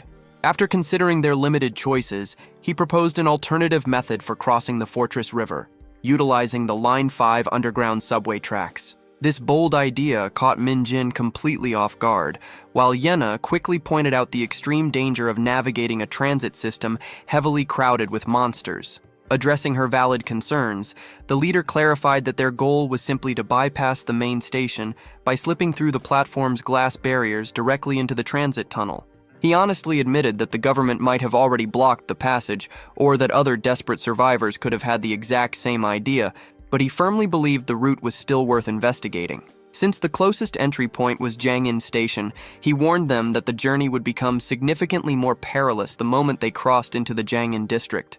The group spent the entire afternoon discussing the intricate details of their escape route, continuing their planning session well into the evening. Before wrapping up, Hak-chul established 3 strict survival rules that they had to follow at all times. First, because the entire city district was officially under quarantine, he emphasized the importance of patience. Instead of rushing blindly, they needed to secure safe hideouts and rest for several days to regain their energy before attempting the next leg of their journey. Second, he outlined a strict protocol for scavenging. If they needed to make short supply runs from their temporary shelters, only 1 or 2 members were allowed to leave at a time. Sending the entire trio outside at once was strictly forbidden. Finally, he delivered a harsh but necessary instruction. If a deadly situation ever arose, no one was permitted to sacrifice their own life to save the others. By the following morning, the trio had packed their gear and was fully prepared to venture outside. Right before they exited the building, the experienced fighter handed his heavy, blood-covered mace over to Min-jun. The gruesome sight of the weapon made the teenager's legs tremble with fear. Noticing the boy's anxiety, Hak-chul offered some words of encouragement, formally trusting him with the heavy responsibility of self-defense and instructing him to target either the brain or the heart when fighting the creatures. As they finally stepped out into the ruined streets, Min-jun found himself paralyzed by a deep moral conflict. He agonized over the ethics of executing the infected, reasoning that the monsters were originally innocent people who had no control over their violent actions. He worried deeply that killing them would make him a murderer, fearing severe legal consequences if the nation's justice system somehow survived the apocalypse. Noticing his companion's dangerous hesitation, Hak-chul quickly snapped him back to reality. He coldly warned the boy to stop entertaining such useless, idealistic thoughts. Staring at him with absolute seriousness, the leader made it perfectly clear that in a brutal fight for survival, even a single second of hesitation or moral distraction would result in certain death. Taking the lead during their journey, Han Yena suddenly paused with a worried expression and nervously suggested they avoid the path ahead. When Kang Hak-chul questioned her reasoning, she revealed that she could clearly detect the distinct, overwhelming stench of a large group of infected nearby. Her unique ability to sense the monsters amazed the group leader. She clarified that it functioned like an intuition, allowing her to smell both the undead and rotting corpses, though she admitted it was difficult to notice isolated creatures unless they were extremely close. Hearing this, Jang Min-jun suddenly understood her past behavior, realizing her highly sensitive nose had been warning her all along. Deciding to verify her claim, Hak-chul quietly advanced to the corner and discovered a massive horde of monsters blocking the way, just as the girl had predicted. Upon returning, he agreed that a detour was absolutely necessary. Just then, Min-jun caught sight of something above and silently directed their attention to the rooftop of an adjacent building, prompting the group to quickly seek cover inside their current structure. Peering through his binoculars, Hak-chul counted at least 3 infected roaming the opposite terrace, noting that one of the creatures had a rifle strapped to its back. Correctly assuming that the older boy intended to steal the firearm, Min-jun quickly voiced his objections. He argued that the weapon might be empty, that the loud noise of a gunshot would undoubtedly attract a larger horde, and that none of them possessed the skills to shoot properly. However, Hak-chul firmly insisted on retrieving the weapon, stating that he actually knew how to operate it. Min-jun's mind flashed back to the zombie video games he used to play, filling him with a deep sense of dread. Recognizing that firearms would eventually become essential if their current nightmare continued to mirror his games, the teenager reluctantly dropped his protests and agreed to the dangerous mission. After ordering Yena to remain hidden in a safe spot, the 2 boys headed toward an open area on the ground floor. Opting to scale the exterior railings rather than risk the interior hallways, they successfully climbed up to the rooftop. Hak-chul cautiously peeked over the ledge, confirming the presence of the 3 targets. Because the creatures were grouped too tightly for a stealthy, silent attack, the experienced survivor outlined a rapid 10-second assault. He explained that he would eliminate the closest threat, instructing Minjun to intercept one of the remaining monsters as they charged. Noticing the boy's lingering hesitation, Hakchul delivered a stern reminder that staying alive was their only priority, and that survival demanded ruthless actions. Empowered by these harsh words, Minjun finally steeled his resolve for the upcoming fight. Launching himself from the top of a nearby bookshelf, Hakchul landed heavily on the ground to deliberately draw the monster's attention. He immediately drew his blade to strike the closest creature, but the infected unexpectedly stumbled, causing his deadly swing to miss completely. A brief wave of panic washed over him as he feared their ambush was ruined. Frantically, he managed to land a shallow slash on the creature before urgently shouting for his companion to make his move. Responding to the signal, Minjun gripped his heavy mace, sneaked up behind one of the monsters, and delivered a crushing blow to its skull. Although the creature collapsed, it shockingly sprang right back up and lunged at the terrified teenager. Witnessing the ineffective strike, Hakchul realized that brute force alone wouldn't easily kill them. As another monster charged toward him, the experienced survivor decided to focus entirely on eliminating the creature carrying the firearm. He successfully drove his knife deep into the attacker's neck. However, the dead weight of the falling body crashed into him, sending his blade clattering across the floor. Thinking fast, he snatched the dead creature's rifle, loaded a round, and neutralized the remaining threat by firing the weapon directly into its mouth. Meanwhile, Minjun was still desperately wrestling with his resilient opponent and cried out for his friend's assistance. Stepping in calmly, Hakchul commended the boy for showing remarkable courage during his very first combat experience before raising the rifle and shooting the final monster dead. The deafening blast echoed across the area, easily reaching Ye Na in the adjacent building. Peering anxiously through her binoculars, she breathed a heavy sigh of relief upon seeing both boys standing uninjured on the terrace. Back on the roof, Minjun expressed deep guilt over his poor performance and inability to help more. Hakchul gently reassured him that he had done his best and simply needed more practice swinging the heavy weapon. When the curious teenager asked about his firearms experience, the group leader revealed that he had only shot a gun a few times when he was 12 years old, and then quietly began taking inventory of their newly acquired ammunition. Their brief victory was interrupted when Minjun heard furious roaring echoing from the lower levels, realizing the loud gunshots had drawn the surrounding horde. From her hiding spot across the street, Yenna noticed the boys had vanished from the roof. She initially planned to head down to the ground floor to regroup with them, but disturbing sounds from below made her pause. Glancing out the window, she was horrified to see a massive crowd of infected swarming toward the boys' building. As she anxiously debated whether she should stay put or run, her eyes caught movement directly below her own window. A lone monster was standing on the ground, staring straight up at her. The moment they made eye contact, the creature flashed a deeply unnatural, eerie smile. Absolutely paralyzed by fear, the girl ducked out of sight, her mind reeling in shock that a mindless zombie could express such an emotion. Her terror peaked a moment later when the steady, rhythmic sound of footsteps began echoing through the corridor outside, signaling that the smiling creature was already marching up the stairs to find her. Before the boys had left for the roof, they had carefully shut and barricaded the ground floor entrance with heavy objects. Because of this, the terrified girl could not understand how the monster had managed to breach the building, wondering if mindless creatures were truly capable of such complex problem-solving. While she wrestled with these frightening thoughts, the grinning monster arrived on her floor. Squeezing her eyes shut in absolute silence, she desperately hoped to remain hidden, but her efforts were useless.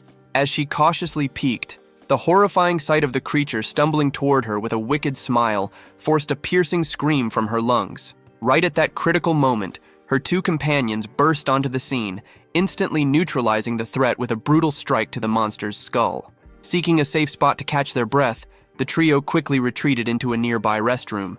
The group leader found Yenna's account of the incident incredibly hard to believe, especially when she insisted that looking into the monster's eyes felt exactly like staring at a conscious, thinking human being. However, Hakchul admitted that upon returning, they had discovered the downstairs barricade completely dismantled and the front door smashed.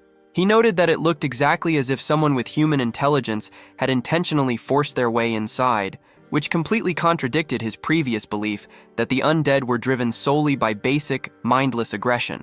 Listening to these strange details, Minjun suggested that the virus might be mutating, creating a dangerous new breed of special infected. He theorized that these evolved monsters could potentially climb, jump, or even work together to plan organized attacks against survivors, all while gaining enhanced physical strength. When the leader questioned the source of this terrifying theory, the teenager sheepishly admitted he was basing it entirely on the mechanics of a zombie video game he used to play.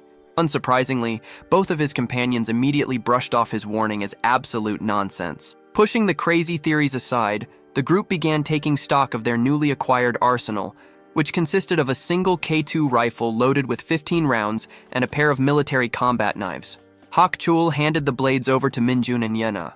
Noticing the wealthy girl's reluctance to take the weapon, he firmly reminded her that relying on others for rescue was no longer a viable option, and that she needed to prioritize mastering self-defense. Furthermore, he announced his intention to train them both in using the firearm, explaining that they would need to know how to shoot to survive if he were ever killed in action.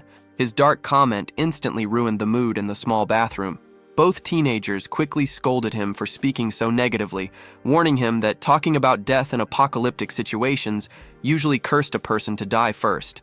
Ignoring their superstitions, Hak-chul confidently declared that they were all going to make it out alive. Taking a seat beside Yena, Minjun expressed his willingness to learn marksmanship and casually asked for her thoughts on the training. To his complete confusion, she immediately scooted away and refused to look at him.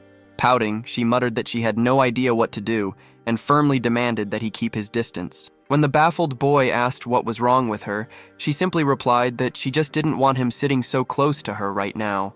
Listening to the boys quietly chatting, the wealthy girl felt exasperated by her former classmate's complete inability to read the room. Lowering her head, she discreetly checked her own scent. Since she hadn't been able to shower for days, she was deeply anxious about smelling bad. Although she mentally scolded herself for prioritizing her hygiene over her actual survival, she couldn't ignore the truth. Her sudden demand for physical distance stemmed entirely from a desperate fear that Jong Min-jun would notice her body odor. Blushing softly, she finally admitted to herself just how much his opinion actually mattered to her now. Once their brief break concluded, the group resumed their journey. Relying on her unique senses, Kang Hak-chul verified with the girl that their chosen path was clear. As they walked, however, Minjun quickly spotted a worrying limp in their leader's step. Hak-chul casually admitted that his leg had likely suffered a strained ligament during his previous tumble with the monster. This revelation deeply panicked the teenager, as they heavily depended on the older boy's combat skills. Brushing off the pain as a minor inconvenience, Hak-chul simply suggested they focus on finding a secure location to spend the night. Their search was interrupted when Yena suddenly froze in front of a heavy iron door, immediately picking up the foul stench of the undead. Moments later, vicious roars echoed from the other side. Calling down from the rooftop above, a desperate middle-aged man begged the trio for rescue, explaining he had been stranded up there for 2 agonizing days. When Hak-chul asked for details, the survivor explained that a scavenging run had gone wrong, forcing him to flee to the roof. To make matters worse, a previous group of passers-by had locked the ground floor door upon realizing the building was compromised, effectively trapping him inside with roughly 6 or 7 monsters. Calculating the dangerous odds, Hak-chul flatly denied the rescue request and turned away, leaving the stranded father to sob about the wife and child waiting for his return. Touched by the man's tears, both Yena and Min-jun hesitated, questioning if they could truly abandon him and pleading for an alternative solution. Letting out a heavy sigh of defeat, the group leader reluctantly agreed to hear them out. Min-jun quickly outlined a daring strategy, leading them toward a nearby tunnel. Confirming the details, Hak-chul reviewed the steps. They would unlock the iron door, draw the horde out onto their previous path, outrun the creatures, and then rush back to shove an abandoned white vehicle across the tunnel entrance to serve as a barricade. Confident in the idea, Min-jun reassured his companions that he had successfully pushed a stalled car with his late father years ago, proving they had the physical strength required to pull the plan off. Because the group leader was suffering from a sprained ankle, Min-jun volunteered to act as the bait. His risky plan involved drawing the monsters out of the building, sprinting through the narrow passageway, and looping back around. Once he was clear, his 2 companions would shove the abandoned vehicle across the opening. After confirming that the teenager was a fast runner who no longer feared the undead, Hak-chul admitted that utilizing the narrow tunnel could actually work. However, he strongly questioned the boy's motivation. He reminded Minjun that risking their lives for a complete stranger directly violated their newly established survival rules and offered absolutely zero strategic advantage, a practical viewpoint that Yena completely agreed with. Defending his choice, Minjun explained that the trapped survivor genuinely did not seem like a bad person. He quietly confessed that the desperate man's face deeply reminded him of his own late father, as well as the innocent captives who had tragically died at the construction site. Moved by the boy's emotional reasoning, the older teenager dropped his harsh objections and shifted his focus to the logistics of the operation. After successfully testing the car's mobility by pushing it a short distance, they prepared to execute the dangerous maneuver. Before they began, however, Hak Chul delivered a stern warning. He firmly stated that he would never again risk his life for anyone other than his sister, making Minjun promise that this reckless rescue would be a one-time exception. Stepping boldly into the infested building, Minjun yelled at the top of his lungs to grab the horde's attention. A massive crowd of crazed monsters immediately chased him as he sprinted outside and led them directly into the narrow tunnel. Waiting anxiously behind the white car, Yena and Hakchul kept their eyes glued to the far end of the passage. The wealthy girl prayed desperately for her friend's safe return, her nerves stretched to the absolute limit. To her immense relief, Minjun finally came into view, loudly yelling the signal to move the barricade. Springing into action, the team shoved the heavy car across the exit, successfully sealing the entire horde inside the dark passage. Panting heavily from the terrifying sprint, Minjun watched as the rescued stranger dropped to his knees in pure gratitude. Before the emotional man could bow his head all the way to the pavement in thanks, the teenager rushed over to stop him and pull him back to his feet. Once the entire group relocated to a much safer area, the survivor shared his story. He explained that his home was actually fully equipped with running water and solar power, and his only reason for venturing out into the dangerous city was to find a replacement gas canister for cooking. After thoroughly inspecting the area, Hak Chul confirmed that the stranger's supply stash was indeed plentiful. The middle-aged man then shared his tragic circumstances, explaining that he ventured into the dangerous streets every single day to search for his missing daughter.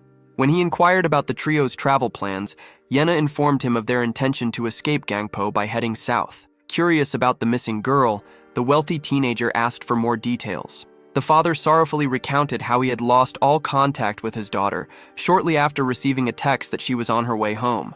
Leaving his wife and son safely indoors, he had driven out to look for her, only to get his car stuck and barely make it back alive. Deeply touched by his harrowing tale, Yena expressed her sincere hope that he would reunite with his child soon. Noticing the firearm, the man suddenly questioned how the teenagers had acquired it. Without hesitation, Hakchul lied, casually claiming they had simply stumbled upon it in the street. As evening approached, the survivor asked where the group planned to spend the night. When they vaguely mentioned finding a random place to rest, he eagerly offered them shelter at his detached home, boasting about its running water, solar electricity, and ample food reserves. To the great surprise of both Minjun and Yena, their highly cautious leader accepted the generous invitation immediately, leaving them with no choice but to follow his command. Guided by the grateful father, the group soon arrived at a spacious, detached residence. Minjun was thoroughly impressed by the property, silently noting the rooftop solar panels and the protective wire mesh securing the exterior walls. He reasoned that as long as the plumbing still functioned, this fortified building was incredibly safe. Suddenly, the loud click of Hakshul loading a round into his rifle shattered the peace, visibly terrifying their host. The experienced survivor quickly justified his intimidating action, explaining that their recent encounters with violent, unhinged humans forced them to be extremely cautious in new environments. He asked the frightened man for his understanding, gently gesturing toward his teenage companions as proof that they were just ordinary survivors rather than dangerous bandits. Trembling slightly, the host stammered his agreement. At that exact moment, across the ruined city, a battered and blood-soaked Park Xiangbin stumbled into the very office the trio had recently abandoned. Gripping a knife, the cruel bully was deeply frustrated after spending the day battling both mindless monsters and deranged survivors. While sitting down to catch his breath, his eyes locked onto the lingering notes left on the room's whiteboard. Recognizing the names written there, he sneered to himself, realizing that his former classmates had been hiding in this exact spot and had somehow teamed up with Hak Chul.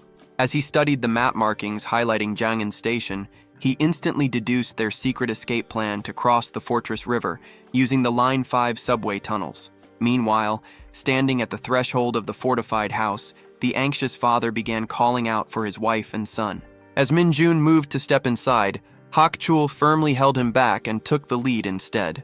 Staring coldly at the man's back, the group leader made a dark, silent resolution. If the father's story turned out to be a trap, he was fully prepared to take the house by force. Stepping into the house, Hakchul was completely taken aback by the touching sight of the reunited family crying in each other's arms. The emotional scene immediately convinced the cautious teenager to drop his guard and lower his weapon. The mother, Moon Ji-won, greeted the newcomers warmly, promising to prepare a meal for everyone and offering them the chance to take a much-needed shower. The mere mention of bathing made Yena's face light up with joy. Taking the teenage girl's hand, the hostess repeatedly complimented her celebrity-like beauty, causing Yena to blush with embarrassment. However, Ji-won's bright smile soon faded, as she sadly explained that her own college freshman daughter had mysteriously vanished a few days prior. Trying to offer some comfort, Yena gently assured the heartbroken mother that the missing girl was definitely still alive somewhere. While quietly observing the conversation, Minjun caught sight of the family's young son, who looked to be in elementary school, secretly watching them from a distance. The moment the shy boy realized he had been spotted, he quickly ran away. Minjun then approached Hakchul on the living room sofa to check on his injured foot, gasping in shock at the sight of the leader's heavily swollen ankle. Playing down the severe injury, Hakchul suggested they take advantage of the safe environment to rest and heal for a couple of days. Ever the practical survivor, he also stressed the absolute necessity of inspecting the entire property thoroughly, leaving Minjun deeply impressed by his constant vigilance. By 7:30, the group gathered to enjoy their first decent meal since the outbreak began. During dinner, the father, Seo Jae-hoon, inquired about their strategy for reaching Gangnam. After Hakchul outlined their intended path, the host revealed that his daughter had gone missing specifically at Gwangnaru Station on Line 5. Processing this information, the teenage leader pointed out to the father that Gwangnaru was the final stop before crossing the Fortress River, sitting roughly 6 or 7 stations away from Janghan Station. Jae-hoon agreed, recounting his failed attempt to drive to that exact location. He explained that a massive roadblock had forced him to abandon his vehicle and proceed on foot to Janghan Station, only to find the area completely overrun by monsters. When Hakchul asked if alternative driving routes were clear, the older man warned that navigating the streets was practically impossible and highly dangerous due to scattered debris and wrecked cars. This grim update effectively forced Hakchul to scrap any remaining hopes of traveling by vehicle. As it grew late, Ji-won led the guests toward the back of the house, offering them the use of her children's bedrooms for the night. However, Minjun politely declined on behalf of the boys, stating that he and Hakchul would be perfectly comfortable sleeping out in the living room. Consequently, the hostess arranged for Yena to settle into the missing daughter's bedroom alone so she could rest peacefully. Before finally settling down for the night, Minjun checked in with Kang Hakchul regarding the house inspection, breathing a sigh of relief when the leader assured him the property was completely secure. Hours later, however, Yena continued to toss and turn restlessly. Breaking the quiet darkness, she whispered to see if anyone was still awake. Since Hakchul was already fast asleep, only Minjun replied. Sitting up, she asked the boy to keep her company and wondered aloud what usually occupied his mind during sleepless nights. The teenager confessed that his thoughts always drifted to his mother. Witnessing their host family's emotional reunion had only deepened his longing, leaving him constantly worrying about his mother's safety and knowing she was likely agonizing over his fate as well. Deeply moved by his sadness, Yena made a solemn promise to help him reunite with his mom. Sitting up as well, Minjun gently turned the conversation back to her, expressing sincere concern about her own missing parents and asking how she was truly holding up. After a brief, heavy silence, Yena decided to open up, admitting she had never shared this painful secret with anyone. She revealed that her family was actually deeply broken and had fallen apart years ago.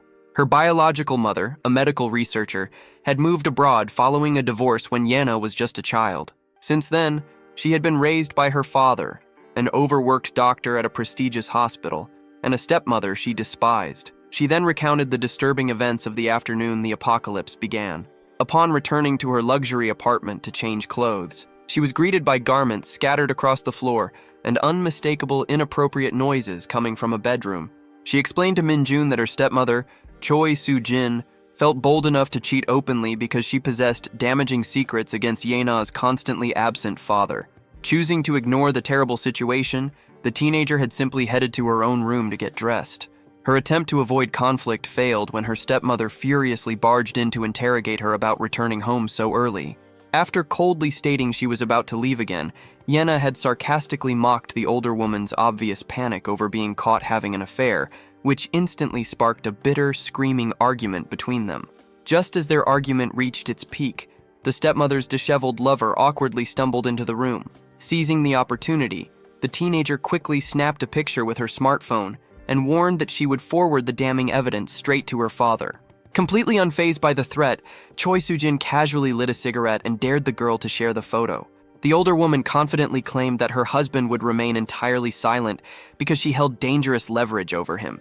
Blowing smoke directly into Yenna's face, she aggressively demanded that the girl convince her father to agree to a divorce. Emphasizing that she had absolutely nothing to lose, the stepmother promised to completely destroy the man's reputation if he tried to fight her. Deeply disgusted by the toxic situation, Yenna shoved her way past the insulting couple and stormed out of the apartment. As she marched down the street, she vowed never to return to that filthy home, bitterly wishing that the world would just end by the next morning. When the apocalyptic chaos suddenly erupted shortly after, the terrified girl found herself trapped inside a commercial conference room. After her emergency calls failed to connect, she desperately tried to reach her father, but he never picked up the phone. Knowing her biological mother was safely miles away in Country K and unable to help, Yenna was forced to call the one person she despised most. Instead of offering rescue, her stepmother coldly told her to survive on her own and abruptly ended the call. Listening to the mechanical dial tone, Yenna was suddenly struck by a painful memory from the day her parents finalized their divorce. She remembered angrily locking her bedroom door while her heartbroken mother pleaded to speak with her from the hallway. Overwhelmed by that same familiar sense of utter helplessness, the teenager curled up on the floor and wept, desperately wishing for her mother's comforting presence. Finishing her tragic story in the dark living room, Yenna quietly admitted to Min-jun that after her stepmother abandoned her and her father vanished, she had completely stopped caring about what happened to them. Her only true desire was to see her mother again. Hearing this emotional confession, the boy finally understood that her constant talk about studying abroad in Country K had actually been a secret plan to reunite with her mom. The wealthy girl painfully explained that the cruel insults she had hurled at her mother years ago filled her with so much guilt that she was too ashamed to reach out even during the end of the world. Believing she had no one left, she confessed to feeling entirely alone. Refusing to let her give up, Min-jun looked at her with steady determination. He firmly reminded her that she still had both him and Hak-chul by her side, promising that they would all fight to survive this nightmare as a team. While the two teenagers shared this quiet, emotional moment, their exhausted leader was trapped in a dark nightmare nearby. Deep in his sleep, Kang Hak-chul's mind had dragged him all the way back to his traumatic childhood in Country N, forcing him to relive the horrific day he had witnessed his parents' execution. Deep within a terrifying nightmare, Kang Hak-chul relived a brutal beating from his childhood. Covered in severe wounds, he was forced to listen to a cruel man mocking him and his siblings, coldly declaring that their miserable destiny was simply to scrape by on that unforgiving land. The dark memory was abruptly cut short when the teenager's eyes snapped open to the loud rumble of a vehicle's engine just outside the window. The sudden noise also woke their host, Seo Jae-hoon, who quickly alerted the boy that a car had parked directly in front of the house. Promising to investigate the disturbance, the young leader slipped out of the room. Stepping into the yard, Hak-chul listened closely as the vehicle's doors opened and shut. Spotting a ladder leaning against the perimeter wall, he quietly climbed to the top to get a clear vantage point. What he saw on the other side of the gate made his heart race.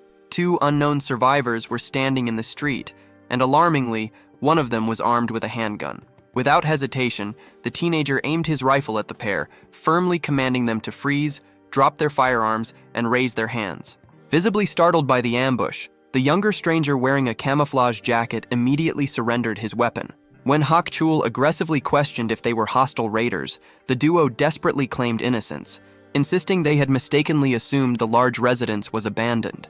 Unconvinced by their weak excuses for armed trespassing, the teenager demanded to know how they had acquired the pistol. The boy in camouflage explained that he had scavenged it from a dead civilian. This answer only deepened Hak-chul's suspicions, as he quickly pointed out that the weapon did not resemble standard military or police issue, making it highly unusual for an ordinary citizen to carry.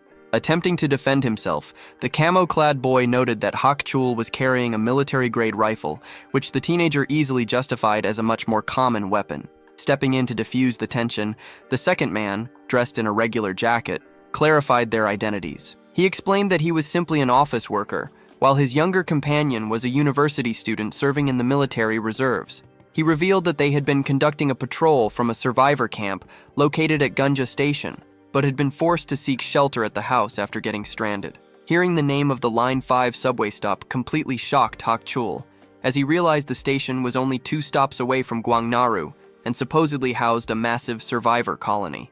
The office worker confirmed that the transit stations surrounding their camp were completely infested with monsters, but he hesitated to share any further details. Desperate for intelligence, Hakchul offered a deal, promising to accommodate them if they could provide information regarding the host's missing daughter. Fearing their voices would attract the undead, the strangers requested to continue the conversation indoors. Hakchul agreed, provided they leave their weapons outside.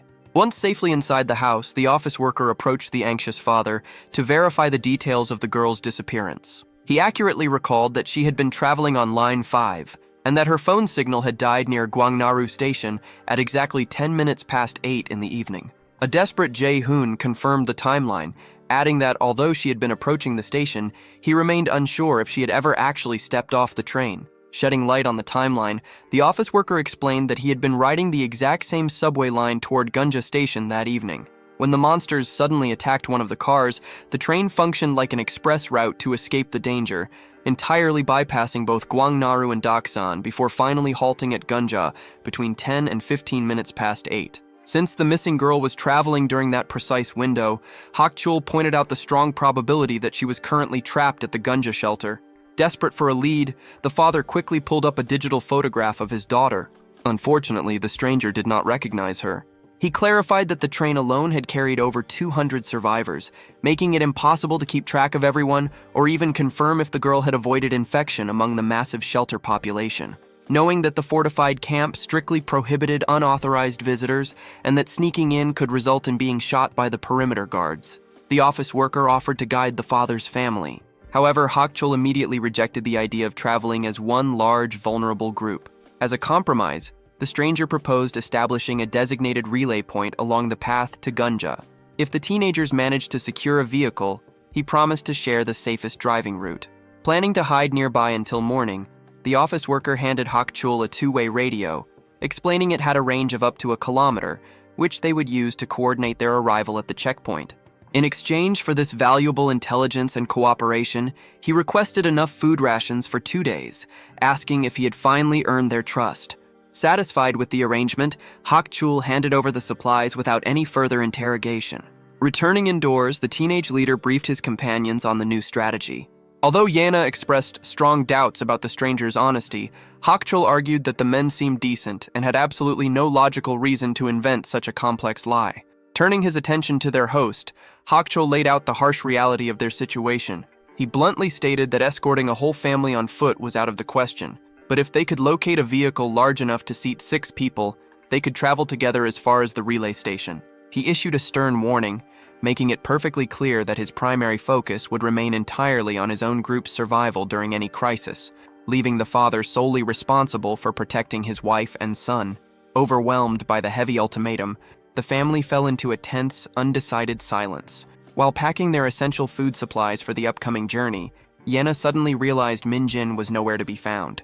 Searching the upper floor, she discovered the teenager deeply engaged in a conversation with the young son, Seo Ha-jun. The 2 boys were enthusiastically bonding over their shared love for a popular zombie survival video game, with the child eagerly revealing his dream of eventually becoming a game developer.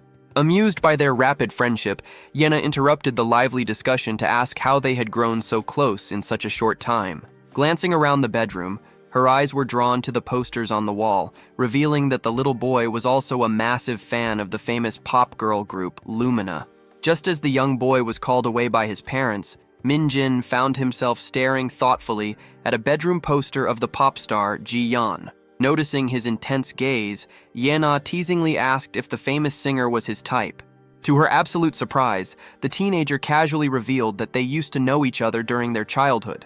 Bursting into laughter, the wealthy girl immediately mocked him for entertaining such wild, impossible delusions.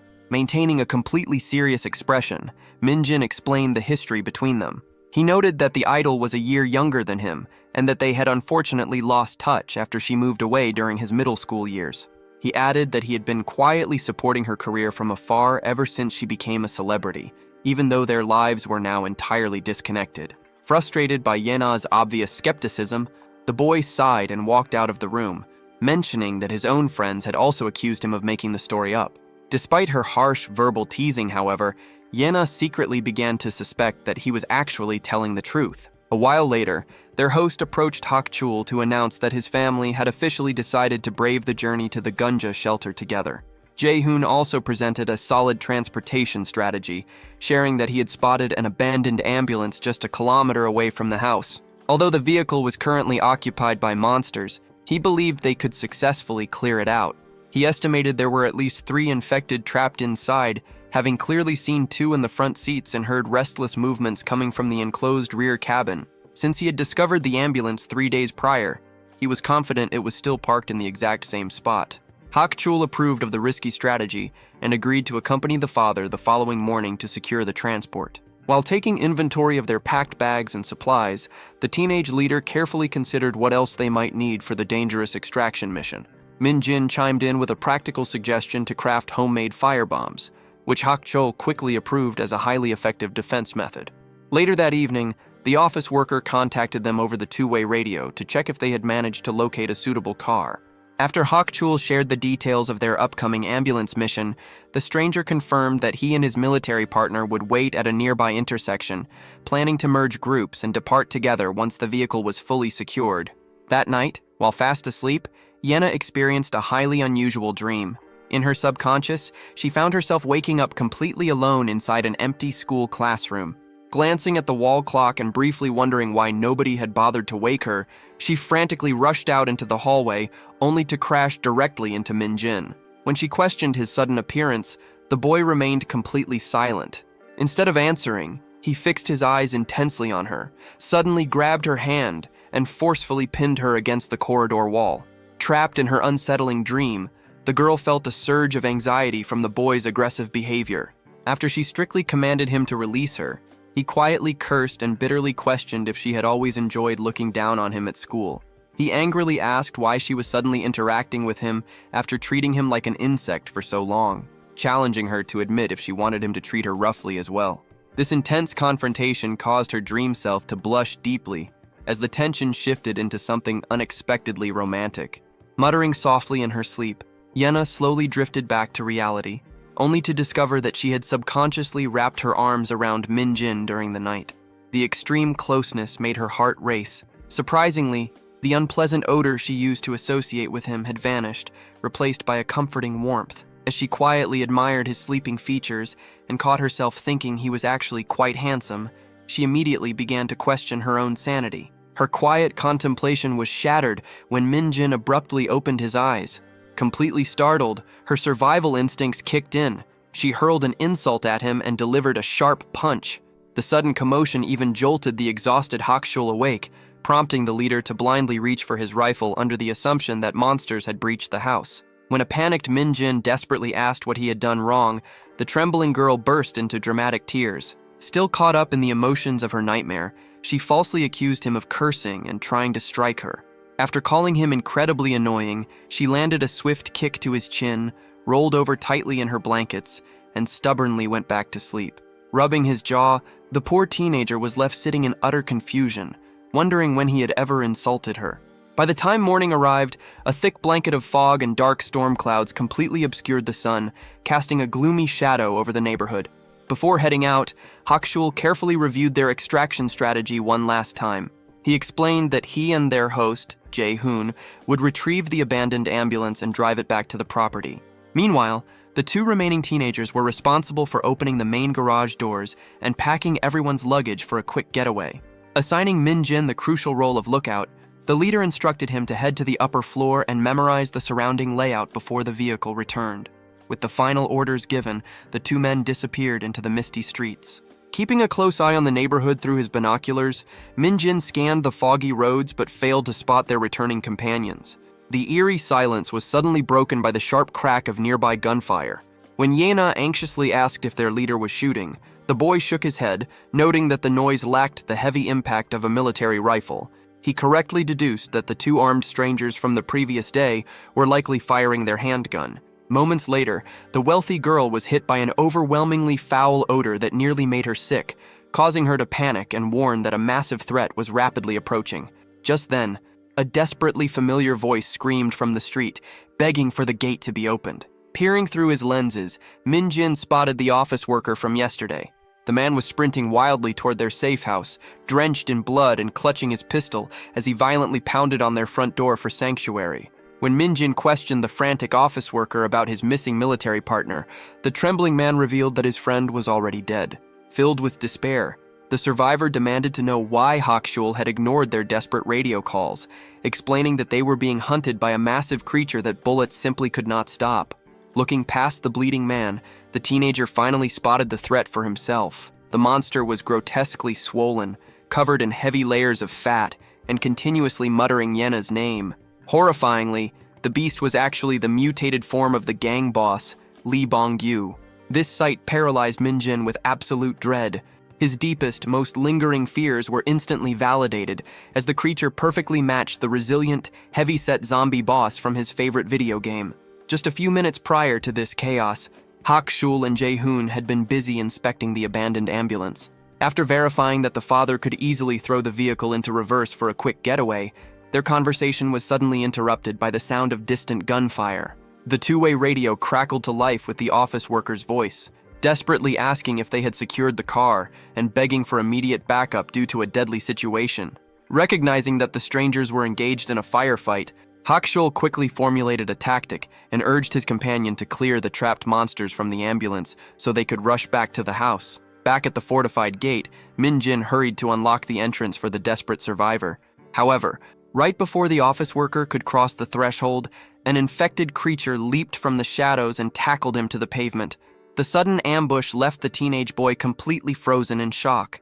From a short distance away, Yena urgently yelled at her friend to get back inside, but she quickly collapsed to the ground in sheer terror upon spotting the monstrous Bong-gyu looming behind the approaching horde. Realizing the stranger was beyond saving, Minjin had no choice but to slam the heavy gate shut. He muttered to himself that Hakshul's rifle would never be enough to stop the giant mutant, and that their only hope was to hold out until their leader returned. Suddenly, a massive, violent impact struck the metal barrier, leaving a deep dent in the once sturdy iron.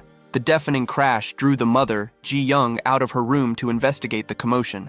Minjin immediately ordered her to grab her young son and barricade themselves on the second floor. His mind raced to formulate a survival strategy, eventually settling on the Molotov cocktails they had crafted earlier. Turning to the paralyzed Yena, he urgently outlined his defensive plan. He predicted that the mutated boss would easily shatter the front gate and smash through the main door to reach her, so he intended to bombard the entrance with firebombs to buy them some precious time. Reminding her of the leftover liquid from their crafting session, he instructed the girl to douse the creature with gasoline the exact moment it broke inside, which would allow him to set it ablaze. Because the massive fire would inevitably draw the rest of the horde, he ordered her to retreat upstairs immediately after pouring the fuel and use the remaining explosives to block the staircase. Seeing that she was still completely frozen in shock, Minjin raised his voice and fiercely demanded to know if she was capable of executing the plan. Finally snapping out of her frozen state, Han Yena nodded her understanding. Wasting no time, Jong Minjin sprinted inside the house to gather their homemade firebombs. As he stepped back outside, he reasoned that the massive mutant's loud rampage would inevitably draw a larger horde, which would flood the property the moment the metal door gave way.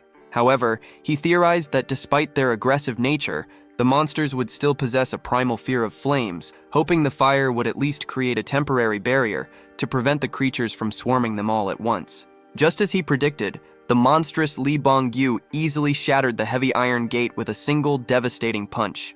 To Minjin's horror, the giant strode through the initial flames completely unharmed, leading the teenager to conclude that defeating the beast was their only chance of survival. Seizing the creature's attention from the second-floor balcony, Yena loudly taunted the mutant for tracking her down. She then dumped a massive bucket of gasoline directly onto his head, soaking him entirely. Taking immediate advantage of the distraction, Minjin hurled a firebomb at the giant, instantly engulfing the monster's massive body in roaring flames. Following the successful strike, the teenager instructed Yena and the mother, Moon Ji-won, to continuously bombard the incoming horde with their remaining explosives from the upper floor. Unfortunately, the sheer volume of invading creatures proved too overwhelming to hold back, leaving Minjin desperately wishing they had Kang Hakshul's powerful rifle. Once the defenders upstairs exhausted their supply of firebombs, the boy grabbed their very last explosive. Before he could throw it, however, a leaping monster suddenly pinned him to the ground. When Yena frantically attempted to rush downstairs to rescue him, he fiercely ordered her to stay away. Completely surrounded by the undead and pinned to the floor, he quietly accepted that his terrifying journey had finally reached its end. Right at the moment he gave up hope, a sudden gunshot blew the attacking monster's head apart. Hakshul's voice rang out across the courtyard, urgently commanding the boy to get back on his feet before the rest of the horde could close the distance. While the burning giant still struggled to stand back up, the group frantically yet efficiently loaded their bags into the newly acquired vehicle. Providing cover fire against the relentless wave of monsters, the group leader neutralized the nearest threat before realizing his magazine was down to its final bullet. He swiftly climbed into the car, and the group immediately sped away from the ruined property. Following the chaotic battle, a heavy, traumatized silence settled over the escaping vehicle. Minjin's mind replayed the horrifying events, deeply shaken by having witnessed a man die violently at such a close distance just moments before. The immense stress of the encounter caused the stab wound on his stomach to throb with fresh pain. Up in the front seats, the two men debated their next move. Based on the deceased survivor's directions, their destination required a left turn at a local tavern, followed by a straight drive. Although Seo Jae-hoon proposed scouting the Gunja station directly since daylight remained, Hakshul firmly argued against it. He pointed out the poor visibility caused by the gloomy weather and insisted they stick to the original plan, advising them to wait at the designated rendezvous point until the skies finally cleared. The group eventually pulled up to the Sky Hotel, where the interior atmosphere proved to be dark, unsettling, and incredibly gloomy. Following a quick scouting sweep, Hakshul announced that the second-floor rooms numbered 202, 203, and 206 were clear for everyone to use separately. He issued a strict warning to stay far away from any doors marked with a large X, and noted that the fourth-floor corridor was still crawling with monsters. Despite his suggestion to split up, the three teenagers ultimately decided to share a single room for the night. Once inside, Minjun retreated straight to the bathroom without uttering a single word. The stabbing pain in his abdomen had been steadily worsening. Peeling back his medical gauze, the boy froze in absolute terror, noticing that the flesh surrounding his injury was showing undeniable signs of viral mutation. Panic set in as he frantically tried to retrace his steps to pinpoint the exact moment of transmission. Initially, he suspected that the creature which had recently pinned him to the ground might have bitten him, but a quick inspection of his wrists revealed no teeth marks. Next, he considered the possibility that the virus had entered through the knife wound he sustained at the construction site, especially since he had blacked out after his terrible fall. However, he logically concluded that he would have turned much earlier if that were the case. Finally, he recalled the moment Hakshul had shot the monster at point-blank range, causing infected blood to splash directly into his eyes. He began to desperately question if the pathogen could spread through bodily fluids making contact with the face, wondering if their leader's previous theories on transmission were entirely incorrect. Although he tried to convince himself that the dark veins were just severe inflammation, a sudden wave of intense dizziness shattered his denial. Deep down, his gut confirmed the horrifying truth: he was infected. Waiting outside for over 30 minutes, Yena grew increasingly anxious and eventually called out, pressing the teenager to hurry up. Immediately after her request, Minjun stepped out of the bathroom with a grim expression and announced his sudden decision to sleep in a separate room. When the wealthy girl asked for a reason, he flatly claimed that he was simply in a terrible mood and needed complete isolation. Uncomfortable with the idea of spending the night alone with Hakshul due to the awkward male-female dynamic, she teasingly tried to convince Minjun to stay. Her lighthearted approach completely failed.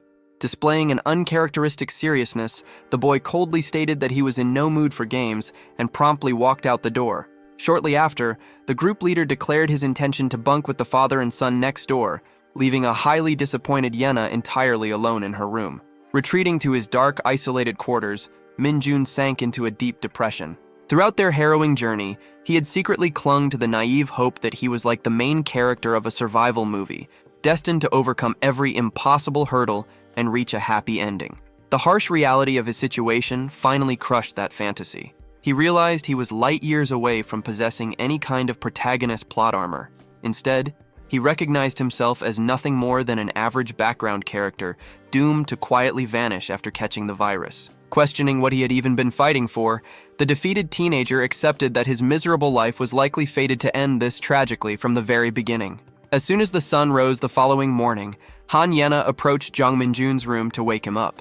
When her persistent knocking yielded absolutely no response, Kang Hak-chul stepped in to try the handle, only to find it securely locked from the inside. Fearing the worst, the group leader grimly shared his suspicion that their friend had likely succumbed to the virus.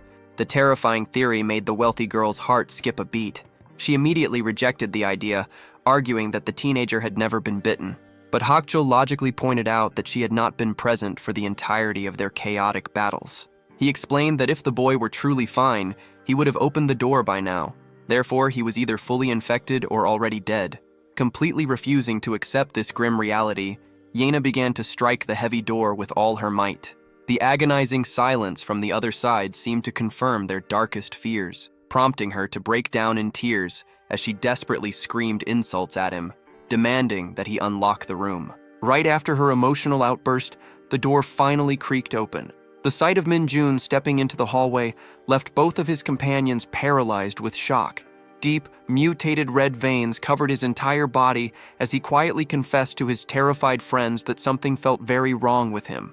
18 years earlier in Country K, a very different scene had unfolded. Two young twin brothers stood outside a heavily fortified house, protected by solid metal gates and wire fences. One of the twins had been drawn to the property by local rumors of a doomsday prepper living inside. Unable to convince his stubborn brother to walk away from the strange place, the other sibling eventually gave up and headed home alone. Shortly after his departure, a paranoid voice called out from behind the steel barrier, demanding to know who was trespassing. The hidden man warned the remaining boy to get off the streets, claiming that flesh-eating zombies would soon overrun the area. Confused by the unfamiliar term, the child asked for an explanation. Ignoring the question, the stranger interrogated the boy about his origins, learning that the child had moved there from Country B. Assuming the boy belonged to the neighboring couple, the man was surprised to hear that the child was merely their orphaned nephew, whose parents had recently passed away. When the stranger asked if the boy needed a safe place to hide, the child mistakenly assumed they were playing a fun, imaginative game. Eager to play along, he dramatically claimed that the monsters were actively chasing him. Taking the child's playful words as a serious threat, the doomsday prepper immediately threw the heavy gate open. Armed with a gun, he urgently rushed the young boy inside his compound. Once they were safely indoors, the child asked again about the nature of these mysterious monsters. The armed man responded with a dark theological theory, asking the boy where wicked humans were supposed to go when they died. He explained that while sinners were destined for hell, thousands of years of human crime would eventually cause the underworld to overflow, forcing God to execute a terrifying final judgment on the earth. Continuing his grim explanation, the man stated that once the underworld reached its absolute capacity, rejected sinners would be forced to walk the earth as a form of divine punishment. He warned the boy that surviving this inevitable wrath would be impossible without extensive advanced preparation. Eager to prove his point, the stranger led the child to a hidden warehouse to reveal his astonishing secret. Inside, the walls were heavily lined with an impressive arsenal of firearms. While the young boy stared in pure shock at the massive stockpile of survival supplies, the solemn man quietly reaffirmed his absolute certainty that the end of the world was approaching. Snapping back to the harsh reality of the present, Yena desperately pleaded with Hak-chul to lower his weapon, which was still aimed directly at Minjin. Defending his cautious stance, the group leader argued that the precaution was entirely necessary since nobody could predict if the infected teenager would suddenly turn violent. Standing nearby, Jae-hoon verified the grim diagnosis, noting that the boy's fever had dangerously spiked to 42 degrees Celsius. Lying helpless on the bed, Minjin expressed deep confusion over his condition, repeatedly pointing out that he had never suffered a monster bite. Hak-chul theorized that the virus had likely entered his system through contaminated blood on the blade that stabbed him at the construction site. Or perhaps the open wound had been exposed to the pathogen shortly after. This meant the boy was already carrying the disease long before his injuries were bandaged. Developing a sudden, hopeful hypothesis, the leader suggested that if the teenager managed to survive until the following day without mutating, he might actually possess a rare immunity.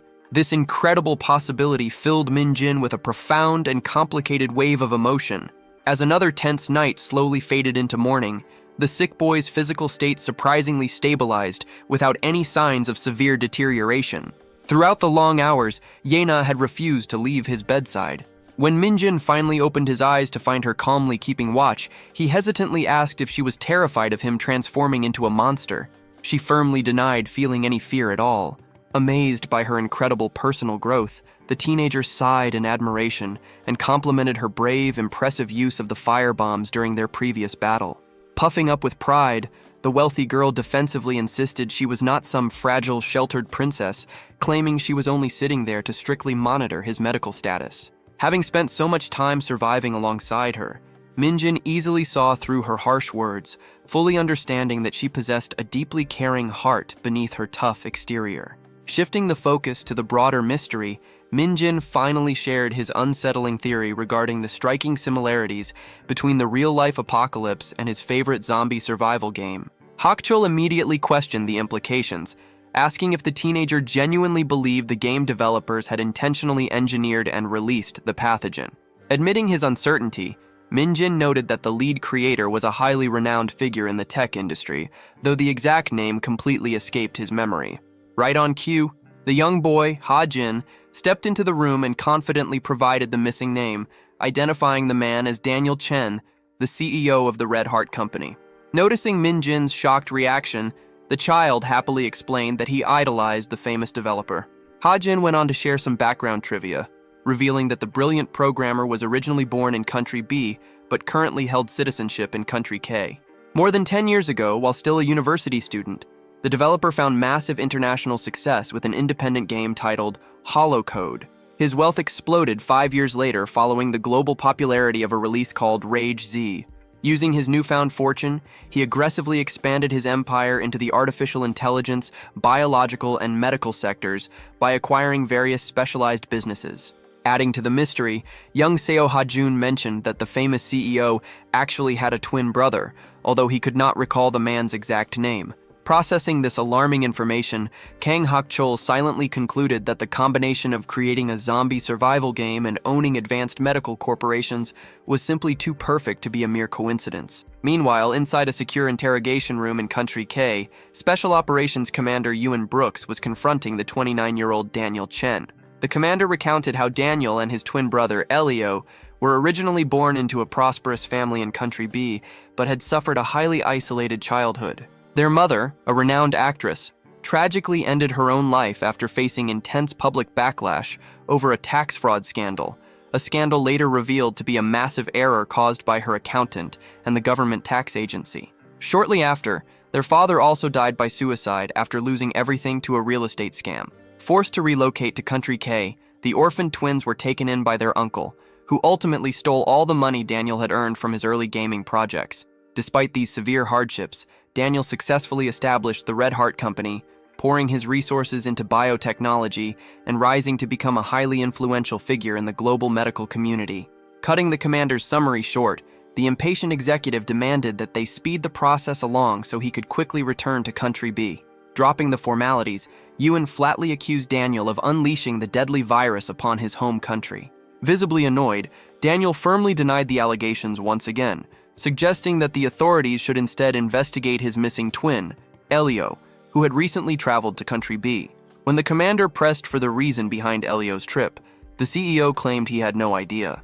However, Ewan found this defense incredibly hard to believe. He pointed out that since Daniel had recently purchased his brother's research facility, it was highly unlikely he would be unaware of any viral development. Furthermore, the commander highlighted the highly suspicious timing of the outbreak, noting that the stock prices of Daniel's biological subsidiaries had skyrocketed within a month just as the disaster hit and the demand for antigens surged.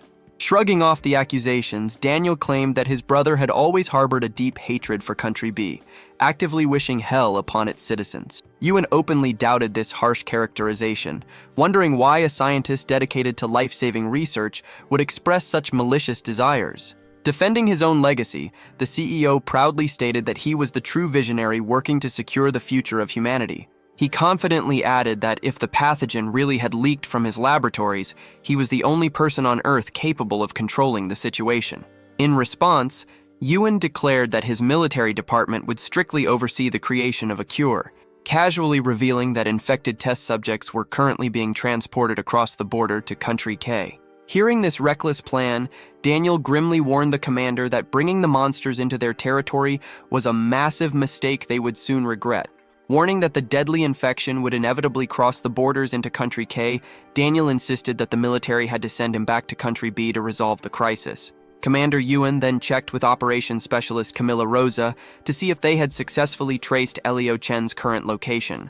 After she confirmed that the suspect was still missing, Tactical Lead Morris Blake interjected, noting that all existing evidence pointed directly to Elio as the primary culprit.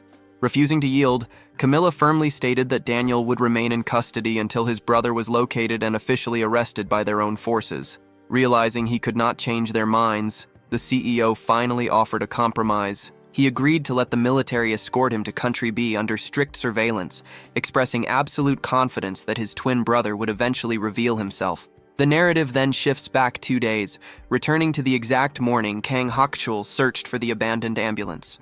Pedaling a bicycle through the ruined streets, Park Seong-bin realized he was nearing Jongwon Station without spotting Min Jin's group. Although he suspected his former classmates might have altered their escape route, he resolved to check both Gunja and Akisan stations just in case. His dark thoughts were suddenly interrupted by a wandering monster, which he effortlessly killed with a swift knife strike. Hearing gunfire echo in the distance, the violent teenager wished he had a firearm of his own and bitterly questioned why the government was still failing to control the outbreak. Driven by curiosity, he decided to ride toward the source of the noise. While tracking the distant gunshots, Seong-bin was intercepted by an injured survivor hiding inside a nearby house. The wounded stranger warned him against proceeding any further, explaining that a dense horde of infected was blocking the path ahead. Begging for assistance, the stranger, who was actually the young man in the camouflage jacket that had previously negotiated with Hakchul, explained his desperate situation. He revealed that a severe leg injury was preventing him from reaching the Sky Hotel, where he was supposed to rendezvous with another group of survivors. Stunned by the mention of other people nearby, Seong-bin put on a friendly facade and promised to help, casually inquiring if this other group consisted of military personnel. The injured young man clarified that the group included a refugee student, a detail that immediately sparked Seong-bin's suspicions. Eager to confirm his theory, the bully asked if the party contained a boy wearing glasses and a tall girl with long hair. While the stranger could not verify the girl's presence, he confidently recalled seeing a bespectacled boy and an older man in his 50s. Pressing further, Seong-bin demanded to know if the refugee was named Hakchul. The man in camouflage admitted that although his late partner had handled the radio communications, he had definitely heard that specific name being used. Feigning overwhelming joy, Seong-bin enthusiastically claimed that Hakchul, Minjun, and Yena were his dear friends whom he had been desperately trying to find.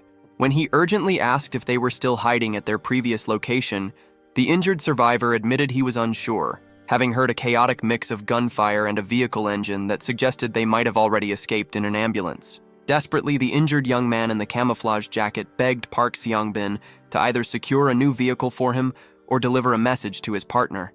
Completely ignoring these pleas, Seong-bin was entirely absorbed in his own dark thoughts. Letting out a satisfied sigh, the bully muttered that he had practically hit the jackpot despite having had zero expectations. Without hesitation, he began tearing through the wounded survivor's backpack, casually justifying his theft by pointing out that the boy was doomed to die anyway.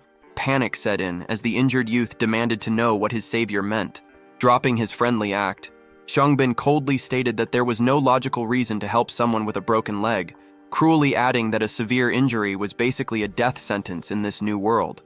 Finally realizing he had been tricked, the boy fiercely cursed his attacker. Completely unfazed by the insults, Seong-bin simply mocked the boy's deep fear of dying alone. Flashing a sinister smile, he offered to put him out of his misery before brutally stabbing the helpless survivor to death. Preparing to depart after the murder, Zhongbin quickly discovered that his electric bicycle's battery was entirely drained. Worse still, he realized he had made a massive strategic blunder. He had completely forgotten to ask his victim for the exact location of the Sky Hotel. The narrative then shifts back to the present day. Back with the main group, young Min-jin explained that the concept of an immune survivor did not actually exist within his favorite video game. Because of this missing feature, he reasoned that if Daniel Chen had truly turned the digital world into reality, his own survival meant he was essentially a living glitch in the system. Hearing this, Han Yena hopefully suggested that scientists were likely working on a cure somewhere, and that Min-jin's unique immunity could provide the necessary antibodies to become humanity's ultimate salvation. Kang Hakchul, however, remained highly skeptical of the theory connecting the apocalypse to a video game.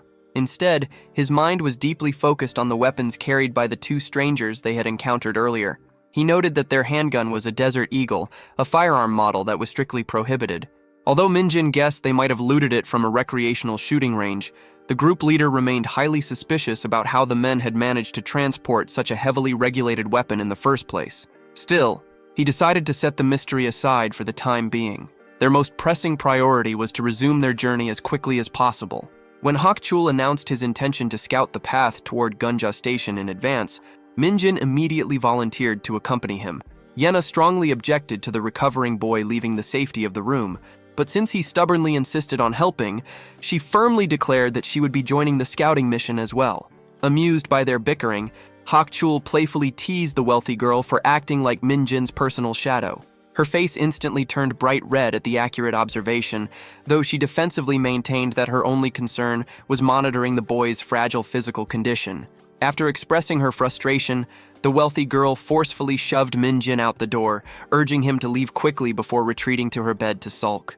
Completely missing the emotional cue, the oblivious teenager made no effort to comfort her and simply followed Hakchul outside. Meanwhile, against all odds, Park Sangbin had successfully tracked them down to the Sky Hotel. The mere thought of reuniting with Yena made his blood rush with excitement, though his enthusiasm faded when he remembered the firearm in Hakchul's possession. Knowing a confrontation with the armed leader would be disastrous, Sangbin hesitated.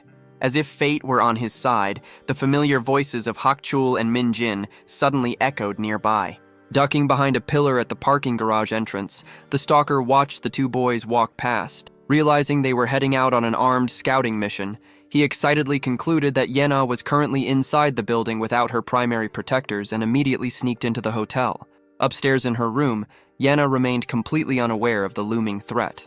When Moon Ji-won questioned her sour mood, the girl complained that her friends were being incredibly annoying, specifically expressing frustration over Min-jin's stubborn choice to go scouting despite his poor health. The older woman tried to ease her worries by pointing out that Hakchul's presence guaranteed their safety, but Yena confessed she was still feeling inexplicably anxious. Muttering to herself, she openly wondered what she would do if Min-jin ended up dying. Flashing a knowing smile, Ji-won gently suggested that those words proved the teenager actually had romantic feelings for the boy.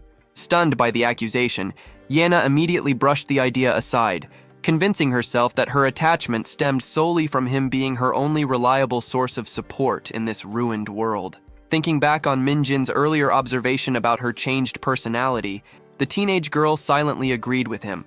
The apocalypse had acted as a massive equalizer. Before the outbreak, aside from her toxic family life, she had lived a highly privileged existence, constantly receiving attention and phone calls. Back then, she could easily charm any boy she wanted, with the sole exception of a particular upperclassman at her school. Reflecting on her past popularity, she suddenly questioned if her strange new feelings for Min-jin were simply a result of him never showing any romantic interest in her. Her deep introspection was abruptly cut short by a sudden knock at the bedroom door. Ji-won called out to ask who was there, but the hallway remained dead silent. As the older woman moved to unlock the door, Yena quickly reached out to stop her. Raising her own voice to demand the visitor's identity, the cautious teenager peered through the peephole, only to find the corridor completely empty. She had no idea that Sangbin was currently waiting just out of sight. Having clearly recognized Yena's voice and confirmed the presence of a second woman inside room 202, the cruel bully mentally marked their location and crept away to investigate the neighboring rooms for any remaining male defenders. Approaching a door marked with a large X, the stalker deduced it was a warning sign for trapped monsters. His attention quickly shifted to the neighboring room 206. just as its door unexpectedly swung open. He found himself face to face with a panicked Seo Jae-hoon, who nervously demanded to know his identity. With a dark expression, Park Sung-bin coldly stated he was hunting for Han Ye-na and aggressively interrogated the older man about who else was hiding in the building. When the confused father failed to provide a quick answer, the cruel teenager threatened him with death and immediately lunged forward with his knife. The violent commotion instantly drew the attention of young Seo Ha-jun from inside the bedroom. Desperately crying out for the stranger to leave his father alone, the brave little boy threw himself at the attacker, only to be effortlessly kicked aside by the older teenager. Down the hall, the agonizing groans of her husband and son reached Moon Ji-won's ears.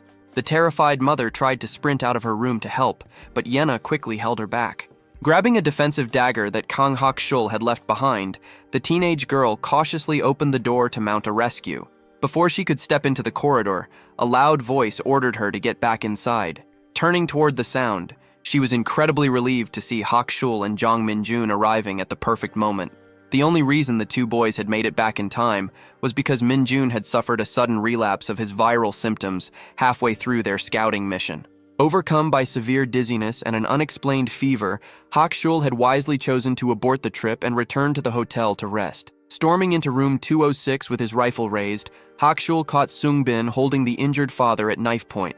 The group leader ordered the intruder to freeze. As the stalker turned around, Hak-shul coldly remarked that he never expected to waste his final bullet on a former classmate, pronouncing a grim farewell. However, when he confidently pulled the trigger to execute the death sentence, the weapon unexpectedly malfunctioned. Taking immediate advantage of the jammed rifle, Sung-bin charged forward to attack. Hak-shul swiftly discarded the useless gun, drew his own combat dagger, and braced for a brutal physical confrontation. Using his left arm to block the stalker's incoming blade, Hak-shul thrust his right hand toward his opponent's vital organs. Sung-bin managed to deflect the lethal strike with his elbow, resulting in a sudden violent splatter of blood across the room. Grimacing in pain, Park Sung-bin delivered a powerful kick to Kang Hak-shul's midsection, which successfully pushed the older man back. As he watched his opponent immediately regain a defensive posture, Sung-bin desperately tried to calculate a way to survive the lethal assault. However, it quickly became clear that none of his strategies would work in his favor. Breaking the silence, Hak-shul questioned how many people Sung-bin had murdered with his blade, remarking that he had surely killed several innocent survivors in addition to the monsters. He noted that anyone capable of such cruelty must have a twisted mind. His voice then dropped to a chilling tone as he confessed that he, too, found a certain satisfaction in stabbing people, particularly when those people were criminals like Sung-bin. The realization that he was facing someone even more dangerous than himself finally sparked fear in Sung-bin. Attempting to negotiate, he proposed a deal. If Hak-shul handed over Min-jun and Yena, he would simply walk away and leave the others alone. Hak-shul rejected the offer without a moment's hesitation, knowing that a deranged killer could never be trusted.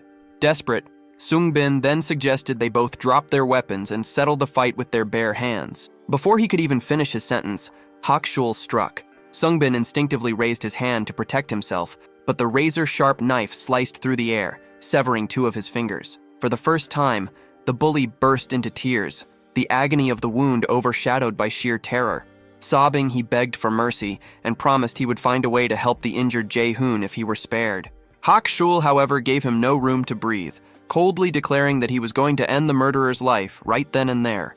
Realizing there was no path to survival through words, Sung-bin decided to risk everything. He tossed his knife aside and used his heavy backpack as a shield to cover his vitals. Even while bleeding from his mangled hand, he firmly vowed to take Hak-shul down with him as he lunged forward. As Hak-shul thrust his blade toward the attacker, Sung-bin managed to catch the knife with his bare hand. In a swift, desperate move, he tripped Hak-shul by hooking his ankle and forced him to the ground. Sung-bin immediately used his elbow to lock Hak-shul's neck in a suffocating hold. Just as he felt he was winning, he noticed Min-jun nearby, struggling to lift a mace for a finishing blow. However, at that exact second, Min-jun's mysterious illness flared up again. The overwhelming pain caused him to stumble backward, unable to even remain upright. Seeing the boy collapse, Sung-bin mocked him, finding his weak attempt at a rescue pathetic. Holding up his mutilated hand, he hissed that Hak-shul would pay for his missing fingers and promised to make everyone's death as slow and painful as possible. This threat seemed to trigger something deep within Minjun, who suddenly began to scream like someone who had lost their mind. Watching the boy's bizarre behavior, Park Sungbin began to suspect that Minjun was already turning into a monster. He grabbed his blade, intent on finishing the job, but was caught off guard when Minjun suddenly turned away and headed toward a door marked as containing the infected. Instead of running, the boy began to bang on the wood, making guttural noises that sounded exactly like the creatures inside. It appeared as though he was actually communicating with them. Fearing that Minjun was about to unleash the monsters, Sungbin lunged forward to kill him once and for all. However, just as he reached him, the door swung open, causing Minjun to tumble inside. A moment later, several infected stepped out into the hallway, followed closely by Minjun, who was completely untouched by them. As he stood behind his new guards, Minjun looked at Sungbin with eyes full of resentment. He thought back to every humiliation, every insult, and every violent act he had suffered at the bully's hands. Recognizing that the person before him was the one responsible for ruining his life, Minjun's anger boiled over. He pointed a finger at his enemy and commanded the creatures to attack. Without hesitation, the monsters sprinted towards Sungbin like arrows. Nearby, Hakchul watched in total disbelief, unable to fathom how his friend was controlling the undead. Realizing that survival was the priority, the group leader quickly retreated into a room, leaving Sungbin to fight the horde alone. Although the bully managed to kill the first group of attackers, he soon realized Minjun had disappeared. The silence was broken by more roars from further down the hall. The boy had opened every door in the corridor to release a massive wave of monsters. In a desperate bid for safety, Sungbin ducked into room 210, even though it was marked as dangerous. He thought he was safe for a split second, only to be immediately pounced on by the infected hiding inside. Outside the door, Minjun stood silently, continuing to issue his dark commands to the creatures within. Meanwhile, inside the room where the others were hiding, Jaehoon spoke in a faint, dying voice. He informed Hakchul that there was no hope for his recovery because the knife that had stabbed him was coated in infected blood. Though devastated by the news, Hakchul refused to give up and decided to risk a trip to the ambulance for medical supplies. Peeking out into the hallway to check if the coast was clear, he found Minjun standing alone in front of a closed door. The boy calmly explained to his friend that he had successfully driven every single monster into that one room. Despite the danger, Park Sungbin managed to evade the monster's grasp and leaped through a window to escape. Confused by the recent events, Kang Hakchul questioned Minjun about why the creatures seemed to ignore him. Minjun explained that while this immunity occurred whenever his symptoms flared up, he had no idea why it happened or when the next episode would hit. As he finished his explanation, Han Yana and Moon Ji-won arrived at the scene. Hakchul immediately instructed Yana to help stop Jaehoon's bleeding while he hurried to the ambulance for medical supplies. Meanwhile, Minjun picked up the rifle and asked if the final bullet was still functional. After quickly clearing the jam and chambering the round, Hakchul handed it back and confirmed it was ready to fire. He suggested that they should prioritize treating the injured man before chasing the intruder, noting that Sungbin's heavy blood loss would prevent him from getting far. However, Minjun firmly declined the help, insisting that he had to finish this himself. He then stepped outside, following the trail of blood left on the pavement as his viral symptoms began to fade. Hiding in a nearby corner, Sungbin desperately vowed to survive by any means necessary. He broke into a random house, hoping to find a first aid kit to bandage his wounds, but his search came up empty. As he cursed his luck, the sharp sound of a gun being cocked echoed through the room. Minjun stood there, aiming the rifle directly at him. Seeing his former victim, Sungbin's natural arrogance resurfaced. He mocked the boy, questioning if someone as weak as him even knew how to handle a weapon or had the courage to take a life. Minjun replied calmly that while he had been running from trouble, his entire life without hurting anyone, today would be the first exception to that rule. Sungbin continued to laugh, trying to use moral blackmail by claiming they would be equal if Minjun committed murder. He insisted that a good person like Minjun simply didn't have the stomach for it. However, the bully's confidence vanished when Minjun coldly stated that even in a world facing the apocalypse, scum like him didn't deserve to exist. Without another word, he pulled the trigger, finally ending the life of the person who had caused him so much misery. With that final shot, the silence returned, and Minjun's long-standing nightmare finally reached its end. When he made his way back to the hotel, he found Han Yana waiting for him downstairs. She threw her arms around him in a tight hug before delivering the devastating news that Jaehoon's infection was confirmed. Upstairs, the room was filled with the sound of heartbroken sobbing as Moon Ji-won and young Ha-jun gathered around the bed. In his final moments, a weak Seo Jae-hoon prepared to share some last words with his son. Before passing away, Seo Jae-hoon shared a secret with his son, claiming that he had been diagnosed with cancer months ago and was already near the end of his life. After the boy left the room, however, Jae-hoon confessed to Kang Hak-chul that the story was a complete fabrication. He explained that he only lied to make his death easier for his son to accept.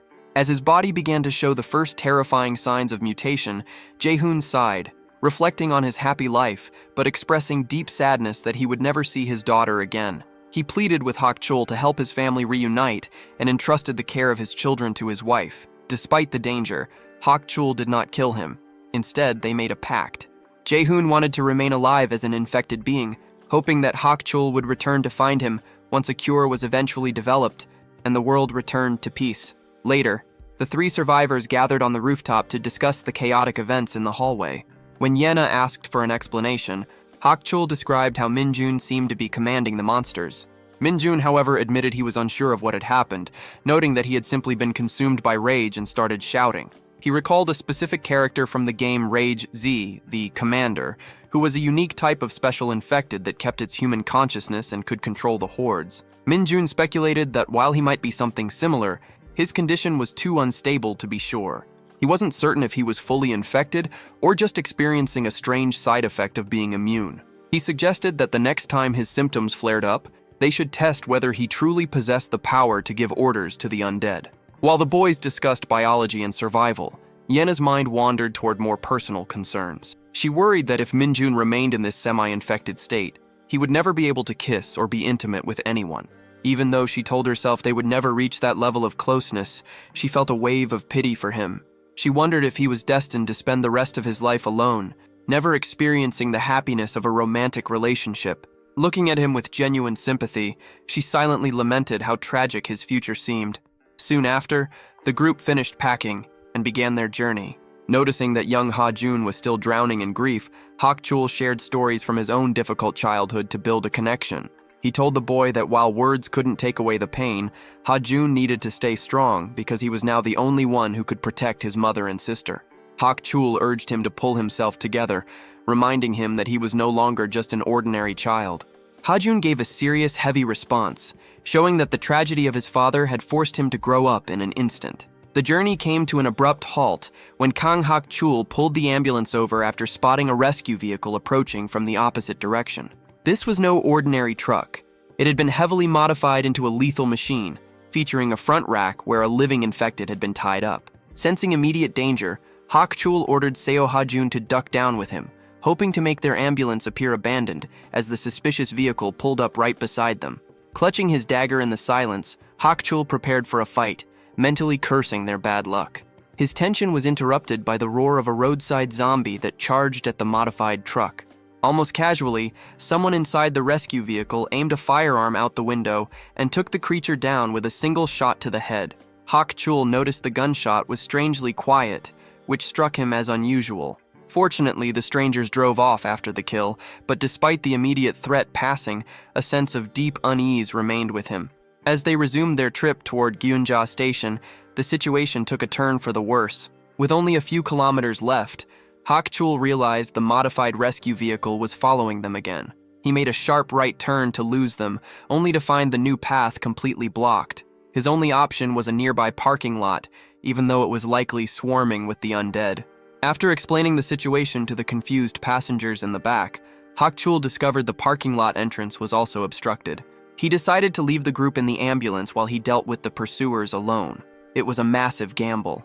His rifle was empty, leaving him with only a short sword and an emergency dagger. He even darkly considered that if things went truly wrong, he might have to abandon the others to save himself. Peeking from behind a pillar at the parking entrance, Hak-chul watched as the rescue vehicle stopped in the middle of the road.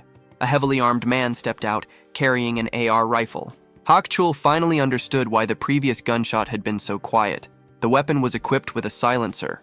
Realizing they needed to evacuate immediately, he rushed back to the ambulance. He was frustrated to learn that Min-jun's symptoms, and thus his special abilities, hadn't reappeared yet. After Han Ye-na confirmed there were only about 5 infected inside the lot, Hak-chul led the group in a silent trek to bypass the monsters. They reached an open emergency exit, where he instructed Min-jun to lead the others upstairs to safety. Despite Min-jun's concerns about his lack of ammunition, Hak-chul insisted on staying behind to handle the gunman, promising he would avoid a direct, head-on confrontation.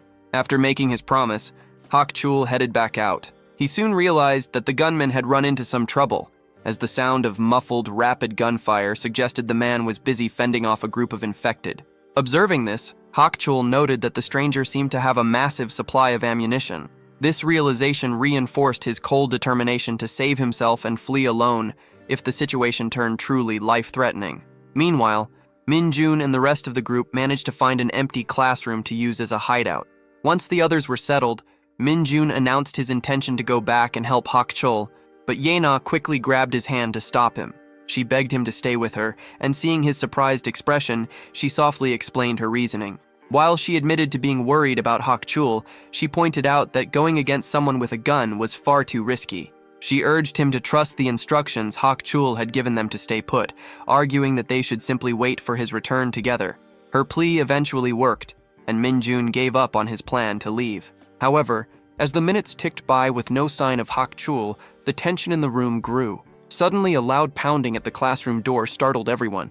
Min-jun peeked out to see someone struggling to get inside and wondered aloud if it was Hak-chul. Yena disagreed, fearing that the noise was coming from the infected. The mystery deepened when voices could be heard from the hallway, with the strangers wondering why the door was stuck and if anyone was hiding inside. Yena was terrified, questioning if these were some kind of special, talking infected. Min-jun, however, found the voices strangely familiar. Ignoring Yena's warnings, he pulled the door open, only to be stunned by the sight of his good friends, Bai Jun-ho and Oh Byung-jun. As the two entered, Yena was hit by an overwhelming, pungent odor that left her completely confused. She insisted that the smell was definitely not human and pointed at Byung-jun, accusing him of being infected. Min-jun stepped in to investigate, leaning close to his friend before recoiling and covering his nose. He explained to a relieved but embarrassed Byung-jun that it was just his notoriously strong body odor, which had always been a problem even before the world ended. Byung-jun apologized, admitting he hadn't had a chance to wash lately. During their talk, Min-jun discovered that his friends had traveled there from a shelter located at Gunja Station. They explained that they were part of a patrol team. As the number of survivors at the station grew, the shelter had begun to expand, taking over nearby buildings and widening its territory. Since the building was located roughly 2 kilometers from Gunja Station, it served as a temporary base for their operations. Seizing the moment, Moon Ji-won stepped forward and presented a photograph of Seo Hak-young, desperately asking the two men if they had encountered a 20-year-old girl by that name. To her immense relief, they confirmed they had seen someone matching the description staying in the women's quarantine area near Exit 1. When Moon Ji-won frantically asked about her daughter's well-being, they reassured her she was fine, though they cautioned that a photo alone wasn't enough for a certain identification. They suggested she visit the shelter in person to verify the girl's identity herself. Shifting the focus back to their current threat, Young Min-jun inquired if the pair had spotted any armed individuals or a bizarre vehicle with an infected creature strapped to its hood. Han Yena chimed in, explaining that they had been pursued by this vehicle while driving, and that their leader, Hak-chul, had confirmed the occupants were armed. After Min-jun briefly clarified who Hak-chul was to his puzzled friends, Bai Jun-ho noted they hadn't seen anyone on their way in. He proposed heading to the rooftop to get a better view of the surrounding area, a plan to which Min-jun immediately agreed. As they prepared to move, a hesitant Han Yena tugged on Min-jun's sleeve. She asked if he could stay behind while his friends checked the roof, or at the very least, take her with them. This display of dependency caused Oh Byung-jun and Bai Jun-ho to exchange a silent, knowing look. Despite her plea, Min-jun told her not to worry, and instructed her to stay put before heading upstairs with his companions. Upon reaching the roof, they saw that the suspicious vehicle had vanished, just as Oh Byung-jun had suspected. While Min-jun fretted over Hak-chul's safety, Byung-jun suddenly grabbed his collar and angrily demanded to know if he was in a relationship with Han Yena. Min-jun confusedly denied the accusation, but Byung-jun remained unconvinced and pressured him for the truth. Bai Jun-ho, after observing their interactions, solemnly concluded that the two were definitely dating.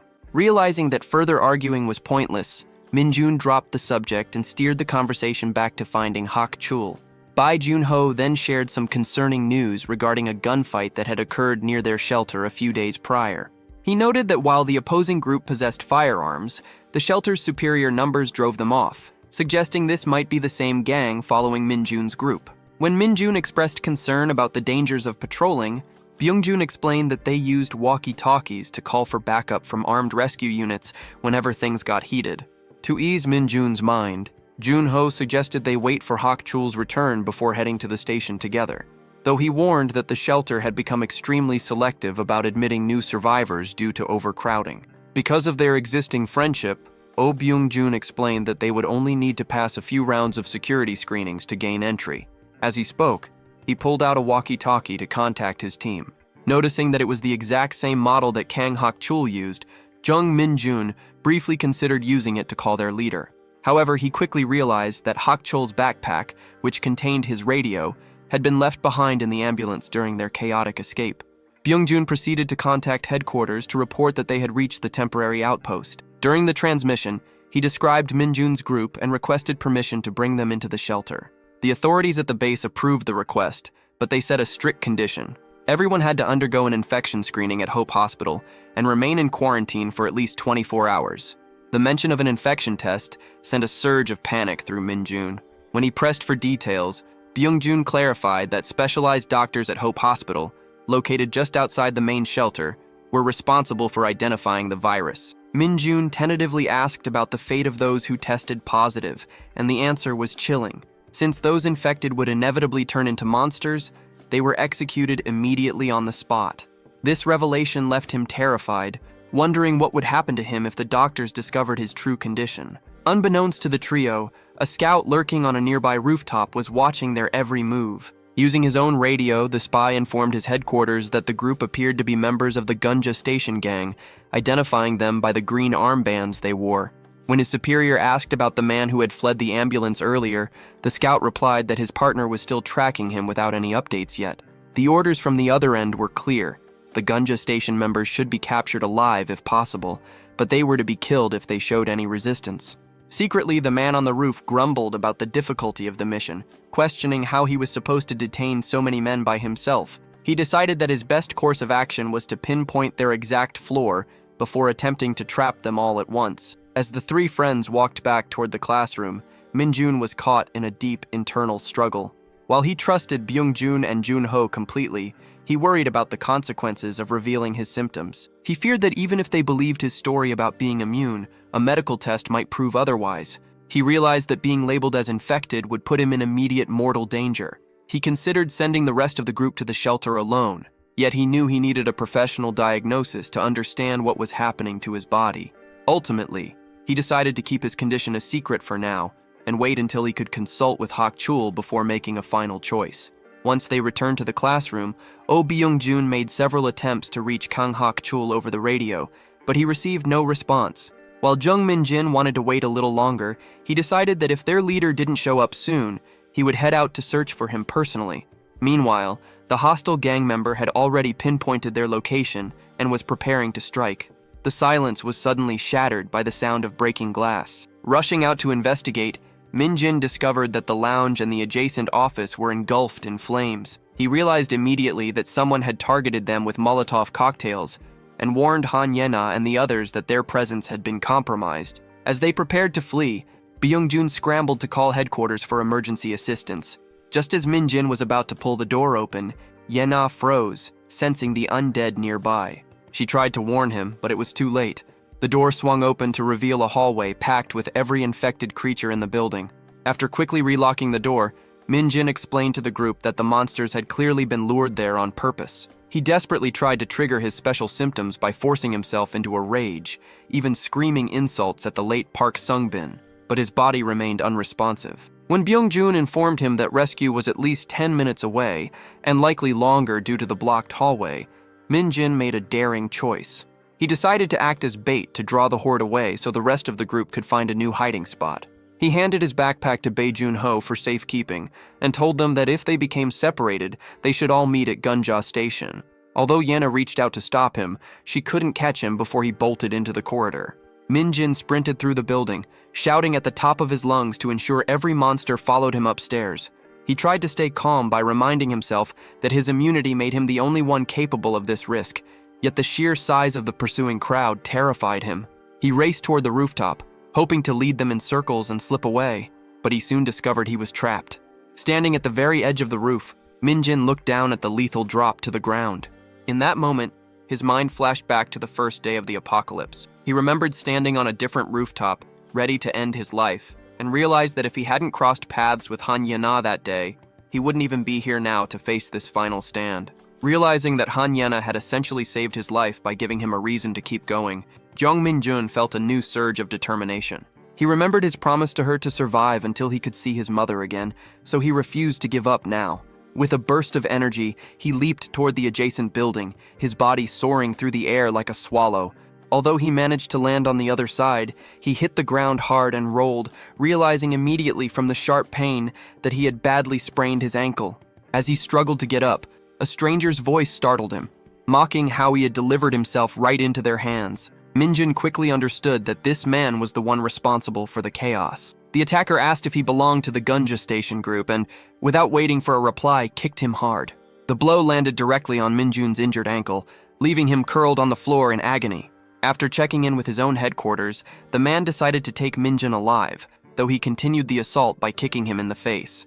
Meanwhile, Han Yena's group reached a billiards room for safety. Oh Byungjun informed them that backup had finally arrived at the building's entrance. He urged everyone to head down immediately, but Yena hesitated, insisting on staying behind to wait for both Minjun and Kang Hakchul. It took a great deal of convincing from the others before she finally agreed to join the evacuation. Across the way, the dangerous stranger had dragged Minjun into a bathroom and tied him up. After glancing outside and noticing the heavy security provided by the Gunja station guards, the man realized his own group was outgunned. Minjun tried to explain that he wasn't actually part of the Gunja organization, but his pleas were ignored. The captor revealed that he was supposed to meet his partner there by midnight. If his friend didn't show up, he would assume he was dead and kill Minjun. However, he suddenly noticed strange symptoms appearing on Minjun and, realizing he was infected, prepared to execute him on the spot. A sudden knock at the door interrupted him. The man cautiously approached and exchanged a secret signal with the person on the other side. Once the signal was confirmed, he opened the door to welcome his partner, only to be shot dead instantly by Kang Hakchul. Minjun was overjoyed to see his friend return safely. Hakchul explained that he had been hiding in a nearby building after capturing the person who had been chasing him. While he had managed to gather some useful intelligence, he apologized for not getting back sooner. As Hakchul worked to untie him, Minjun began to recount everything that had happened while they were separated. After learning that Jung Minjun had badly injured his ankle, Kang Hakchul offered him physical support, and the two began their slow exit from the building. As they limped toward the Gunja Station district, Minjun grew curious about the background of the violent men they had encountered and asked who they really were. Hakchul shared the details he had squeezed out during his earlier interrogation. By using a knife stained with infected blood as a threat, he had managed to uncover not only their secret meeting signals, but also their true identities. They were actually escaped convicts from Yangshin prison.